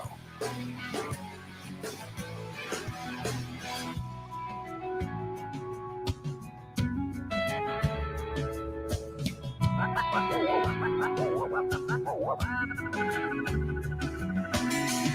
dig my toes into the sand. Find the podcast, on-demand audio, and more at 971talk.com/Annie. I lean against the wind, pretend that I am weightless, and in this moment I am happy. I am happy. I wish you were here. So the YouTube live chat poll today, do you support organized boycotting, yes or no? I wanted to talk about the WNBA thing in the last one because I do not think it's a boycott. And I think it's important to, if people were going and then they weren't going, boycott. Right. People are just not going. Yeah. People are continuing their ongoing boycott of the WNBA, which started day one. In fact, I can think of a lot of people who are like, oh, that was yesterday. Wish I was going to go. Yeah, that's definitely the league that when you're watching the ESPN ticker at the bottom, you're going, oh, I'm going to get through this until we can get to the real scores. What is your WNBA name? The Joplin Lady Balls. I would. That was my number one. Absolutely boycott that. Yeah. Yeah. As you should. They're not very good. Small market. Mm-hmm. Do you support organized boycotting, Brad? I don't think that I've ever taken part in an organized boycott. So I guess no. How do you define organized boycott for you? Somebody's saying, hey, you should boycott this. I mean, I've boycotted things, but it's just because I'm like, oh, I don't like what you're doing, so I'm not going to do this. I'm not going to partake in whatever it is you're selling or offering or, whatever service it is. But I've never been a part of like, hey, we're all going to get together and not buy this stuff. I've never really had a chance to do that. What do you think, Hannah? I'm kind of with Brad. I don't believe I've ever taken a part of like an organized boycott. I didn't boycott AB entirely, but there is a company that I am wanting to boycott, and I don't know I think other people are, but I am wanting to stay away from Target currently. So if other people are doing that, I'm doing it as well. If other people aren't doing it, I still am not going to be spending my money at Target. I'm pretty disappointed with their current displays and what they are putting out and what sections they're putting them in. So I'm not being a part of that. So I don't really know how to vote on this. I don't know if that's considered a organized boycott or not. I'm really glad you brought that up because that is the thing that I think is happening next. Two different companies right now that I think need to be thinking twice about the direction they're headed and might in both situations not be able to recover immediately because they might be a little bit too far down this path. Target is definitely one of them. So news out of on Fox News about Target just a couple hours ago. Some Southern Target stores were forced by the corporation to move LGBTQ pride merchandise away from the front of their locations after customer, quote, outrage to avoid a, quote, Bud Light situation.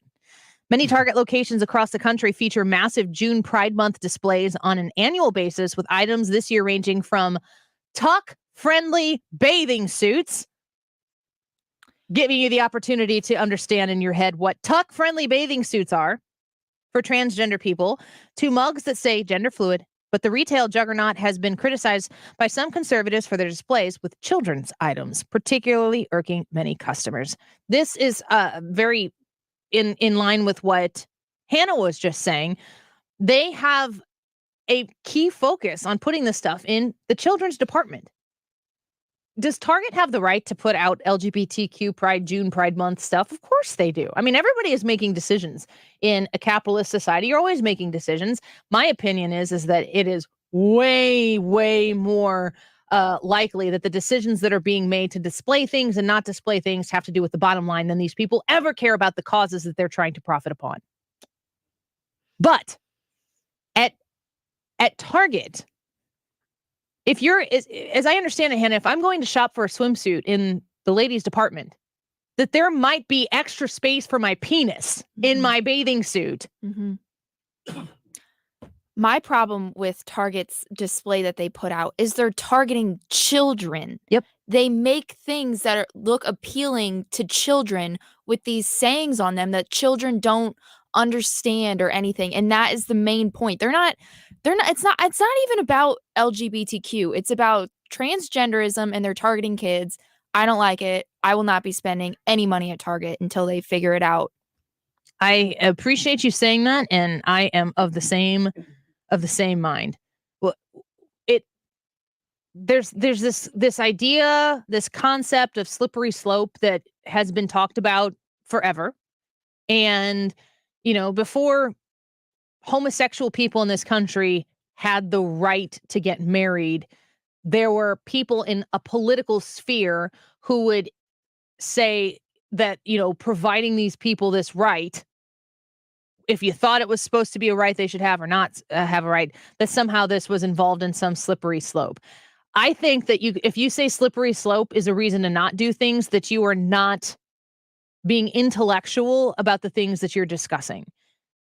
And I think that if you were to implement that mentality, I think that you need to understand that there's a line that can't be crossed, and you have to be willing to step up when the line is crossed. But that doesn't mean that you automatically swear off anything ever, because eventually there might be a line that is crossed. Either cross it or you don't. I believe that people who of the same sex should have the same governmental rights in a relationship in this country that people of different sexes should. I, in fact, believe that the government should get the heck out of marriage altogether and acknowledge civil unions. And then if churches want to acknowledge a marriage between two individuals, then go to the church that you want to get married at. The church, based on their theology, will engage or disengage, and then you are married. And then I would see myself and my husband as having a civil union in the eyes of the government and a marriage in the eyes of the church. And there are lots of churches that marry same-sex couples. There are churches who don't marry same-sex couples, and those are all based on interpretations of theology that exist in their belief system, and they should have the right to implement those. And I want the government as far away from infiltrating on that process as they possibly can. But I think that from a government standpoint, when it comes to your rights as a couple, that the civil unions across the board in that commitment, that's the only relationship that the government should have in those relationships. Pride Month exists. It's not going to not exist. If you're a slippery slope person, how many people out there across the board? I hear so many gay people online. I hear gay people in my own life who are looking at the focus right now. The epicenter of this conversation is on children, is on minors. How is that not outrageous? And how is it that Target can openly participate in this, boldly participate in this, and be so stupid as to think that the majority of Americans are going to like it? Now, the YouTube live chat poll today is, do you support organized boycotts? What I hear Brad and Hannibal saying is what I will say that I do, which is I'm always assessing where I spend my money, how I spend my money, if I'm spending more money, if I'm spending less money. For instance, I paid $32 for 4 chocolate bars from the Daily Wire that I did find. Update. You did? Where? We're going to have them tomorrow. Trisha gave them to me at the end of the show yesterday. I did find, and I paid $32, and I opened the box, and I was like, this can't be all the chocolate I bought. And then I went back. I'm like, nope, this is it. $32 for this. No. I'm not mad about it. I mean, I haven't tasted the chocolate yet, but I didn't buy it for the chocolate. That was a boycott. Before I delve into it a little bit more, I would say that I don't support organized boycotting, because how I spend my money is my business. And if there are a lot of people who are making personal decisions about their finances that, generally speaking, Bud Light, go in the same direction, is that a boycott? I think it's a bunch of individual boycotts. But organized boycotting, I think, is something different. Ryan, what do you think about the issue? I wholeheartedly support organized boycotting. In fact, I would say organized boycotting has shifted now to being basically a social media movement. So you're not going to have the traditional, like, one organization or one influencer who says, this is what we're going to do now, and a bunch of people do it. You're just going to have a whole lot of people kind of agreeing online about something and then carrying that out generally in life. I would call that an organized boycott now. And I think that is a much more effective tool than it's ever been before. I don't think that there is a splitting of hairs that I think is necessary here.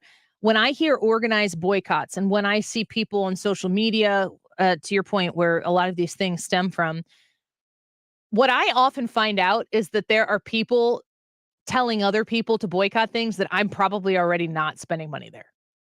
And the difference between organized boycotting and just boycotting to me is when I'm making a choice for my money, how it's spent, and what I think about the places that would be receiving my money or not receiving my money.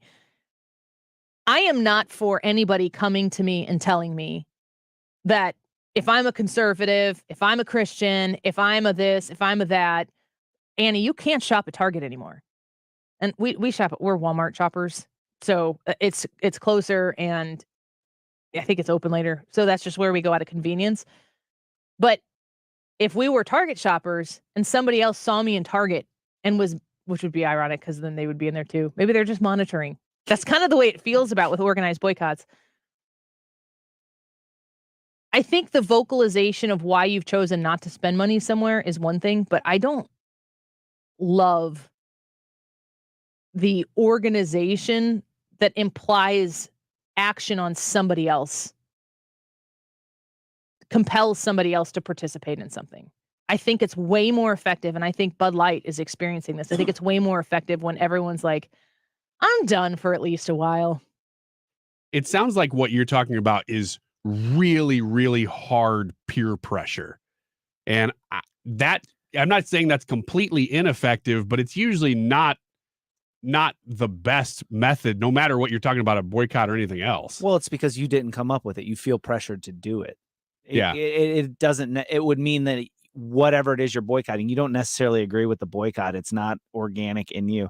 And the things that Annie and Hannah and I were talking about it's more organic, more grassroots. People are just like Annie said, I'm done.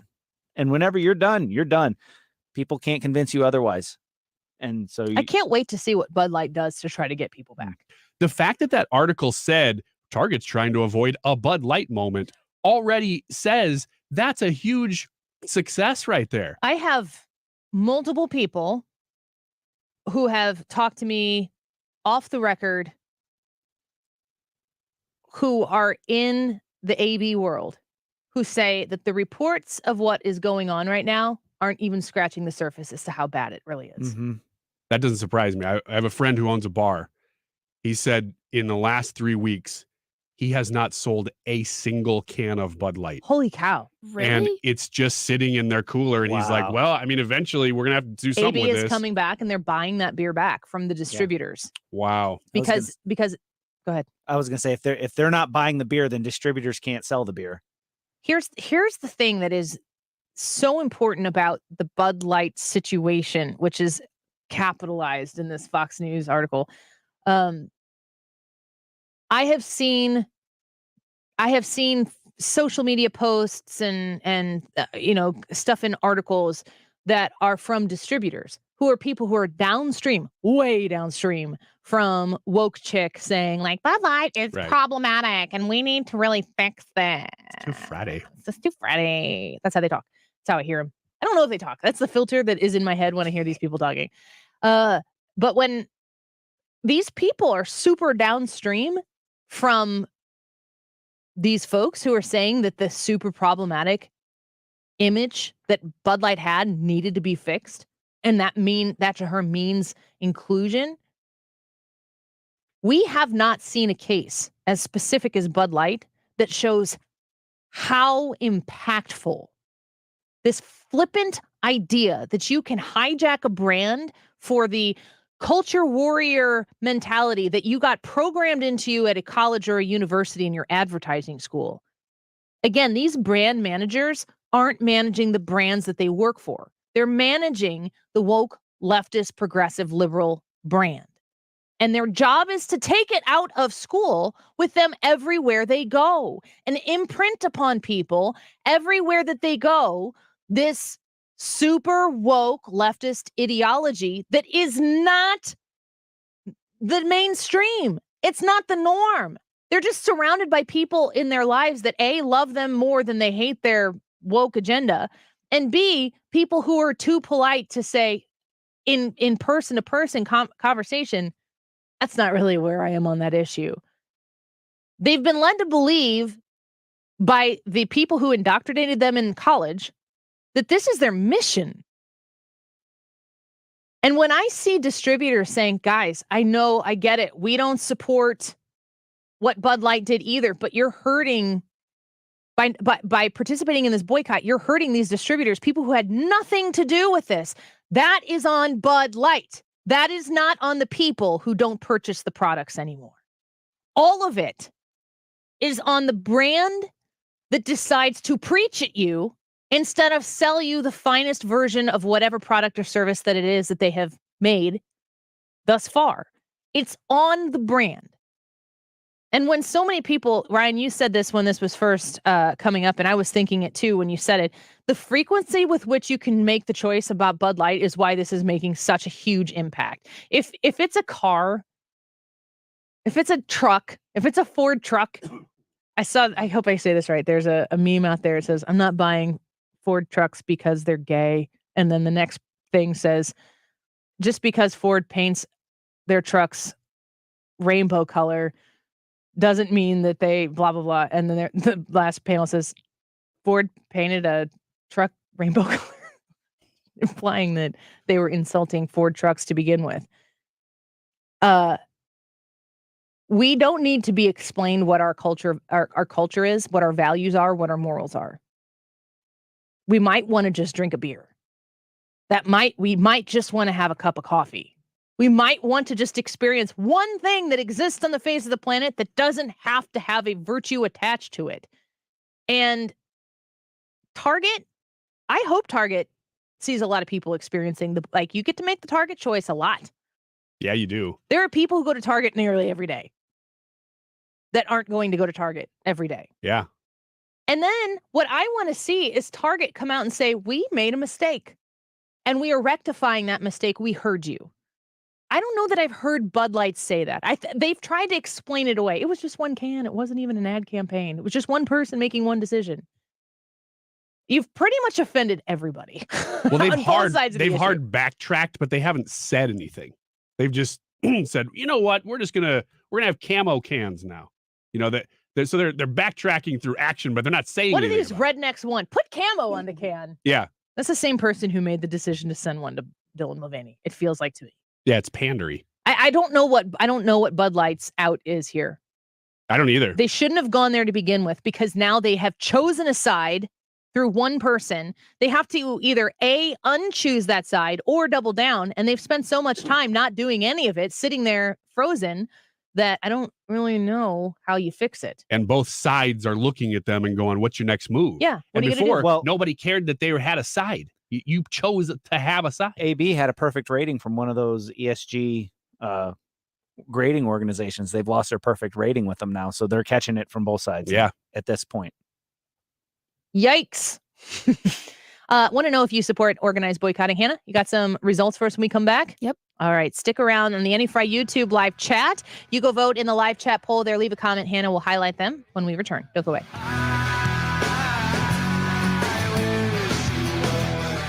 You're listening to The Annie Frey Show on St. Louis's home for conservative talk.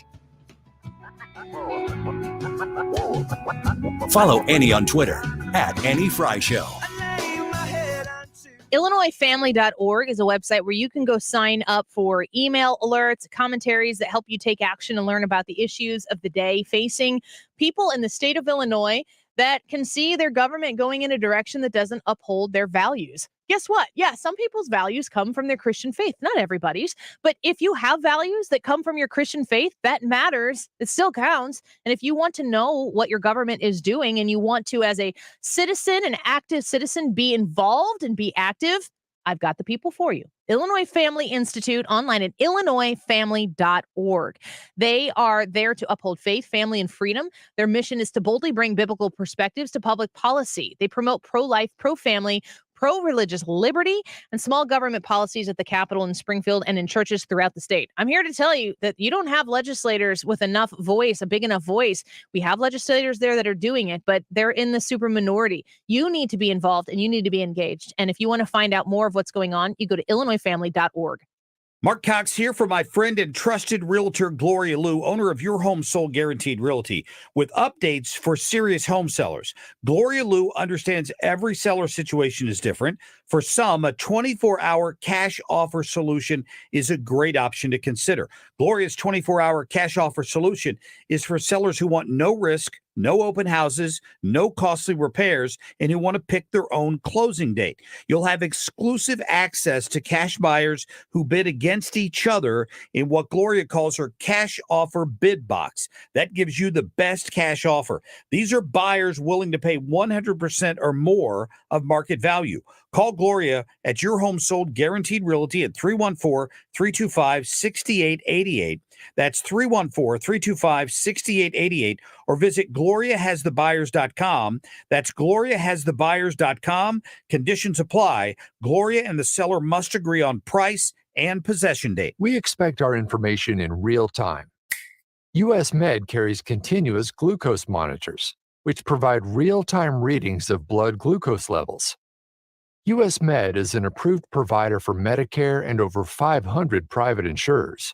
So call 800-730-8405 today for a free insurance and Medicare benefits check. As easy as, that's 800-730-8405. Are you the parent of a 2 to 7-year-old? Listen closely for an exciting free radio offer. By now, you've probably heard of ABC Mouse, the Parents' Choice Award-winning online learning program that's actually changing the lives of early learners everywhere. ABC Mouse is like a little one-on-one teacher. It has helped her so much. Right now, we're offering a special radio promo to try it free for a month, but you have to go to abcmouse.com/radio to claim your free month. That's abcmouse.com/radio. Sponsored by Age of Learning. I'm Eric Robert with Stifel. The economy is always changing, but what does it mean for your investments? Join me and fellow Stifel financial advisor Bob Stockdale during On the Money, Saturday mornings from 11 until noon on 97.1 FM Talk. Stifel, member NYSE and SIPC. Oh, Adam, you are so romantic. And I love the kitchen you found with all these great crumbs. Yeah, baby, only the finest crumbs in the kitchen for my favorite aunt.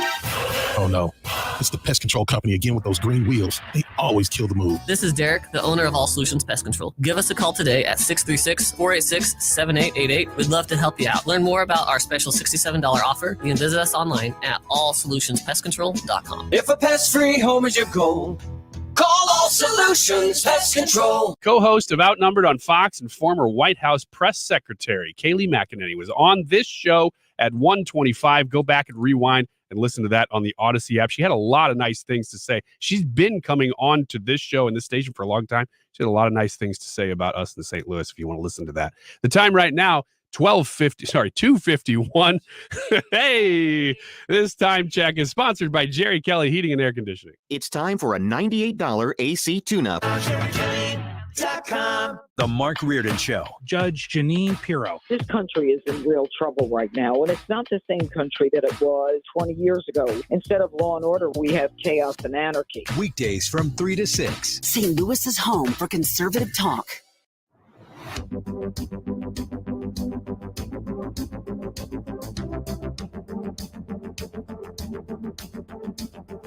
The rain is coming down tonight. I'm smiling, looking at this photograph. I hear that song and I'm flying right back to when we had it made. Every Friday night when the sun went down, we'd be running them streets like we owned the town. This is the Annie Frey Show. No, I just can't let it go. Follow Annie on Twitter at Annie Frey Show. Like I do.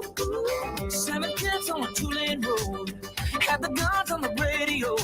After all this time, it still feels so good. When I think about those summer nights, singing out the window on the back road, sweet child of mine, sipping on the locals, sparkling light. Welcome back to the Annie Frey Show. Time is it? I'm taking a beating in the comments right now. Why? I'm telling you, those time checks will really Here's the problem, Skip Hannah. Wait, time out. Hannah didn't take that beating when she did her time check. Yeah, I that's probably did. Someone out there's probably like, what an No. idiot. Everyone's like, you did a great job, Hannah. Keep up the No. good work. Everybody loves Hannah. she sabotaged me. She came into the studio and she moved that microphone Hannah's in a fault? way in which the mic arm is sitting right in front of the clock. So you thought I it was You looked should 12. up know we're in the 2 and I o'clock saw hour at 2, least. but the mic arm was in front of the space before it, and so I just naturally said 12. There's a clock on the computer right in front of you. It doesn't matter. I'm looking at the It's official last- red clock. It's the last commercial break of the show, and you think that's at noon? I do. At times when Hannah sabotages me. you In all understand? fairness, I know what it's like to just read things out loud and hear yourself saying them for the first time after the words come out of your mouth. Me Thank too. you. Yeah. Anywho, YouTube live chat poll. YouTube live chat poll. Today we are asking you guys, do you support organized boycotting? Yes or no? I'll get to some of your comments. Vicky Long says, I say let the free market decide. If I boycotted everything I disagree with politically or otherwise, I'd have to quit listening to musicians I love, actors I like, and companies I must use. For etc. sure. Katie Matthews says, yes, I support organized boycotts because hopefully they send a message. Joe from our YouTube page said that he voted no on today's poll. Generally, I subscribe to the idea that lighting a candle is better than cursing the darkness. That's way too refined for this show. No, I love that. You save that stuff for the that's Mark what I Rude tried show. to say, but I said 12 instead of 2. No, you said Joplin Lady Balls. I did say that also. Kurt Voss On this show I kept today. laughing about that through that whole segment, and I'm like, oh, we're talking about serious stuff now, and I gotta stop laughing. Mhm. Kurt Voss from our YouTube channel commented, I don't necessarily support organized boycotts, but there's companies I quietly boycott without saying anything. Mhm. It also clarity. You don't have to boycott every single woke thing.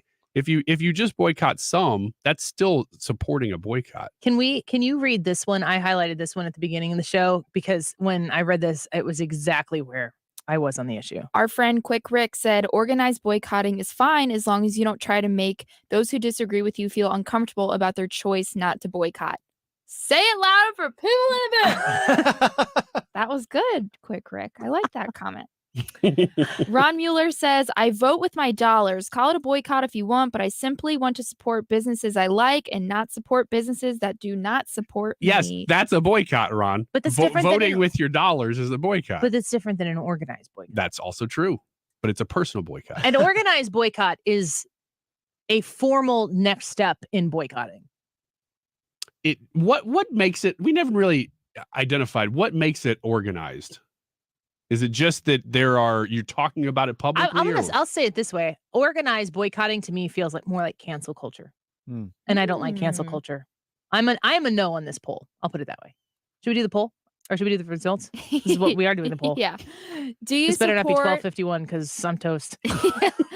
Do you support organized boycotting? Yes or no? With over 195 votes, 68% of the people said yes, they do support organized boycotting. 32% of the people do not support it. Hannah, tomorrow, Ron DeSantis announces he's running for president. Woo! It should be a fun day at work. You excited about that, Ryan? Oh, yeah. Excuse me. yeah. I'm excited about everything. I'm excited about maybe even going through puberty. It'd be great. It'd be fun. I don't even know what it's like. Oh, what? You guys are going to start the show for me tomorrow. Yep, Picking up in my that kids. voice. Okay. Full hour of it. I will drive like hell to get here on time. Ron DeSantis, big announcement tomorrow. You're going to want to be here on 97.1 all day long. Next, the Mark Rude Show. I'm not America's sweetheart. What's your favorite four-letter word?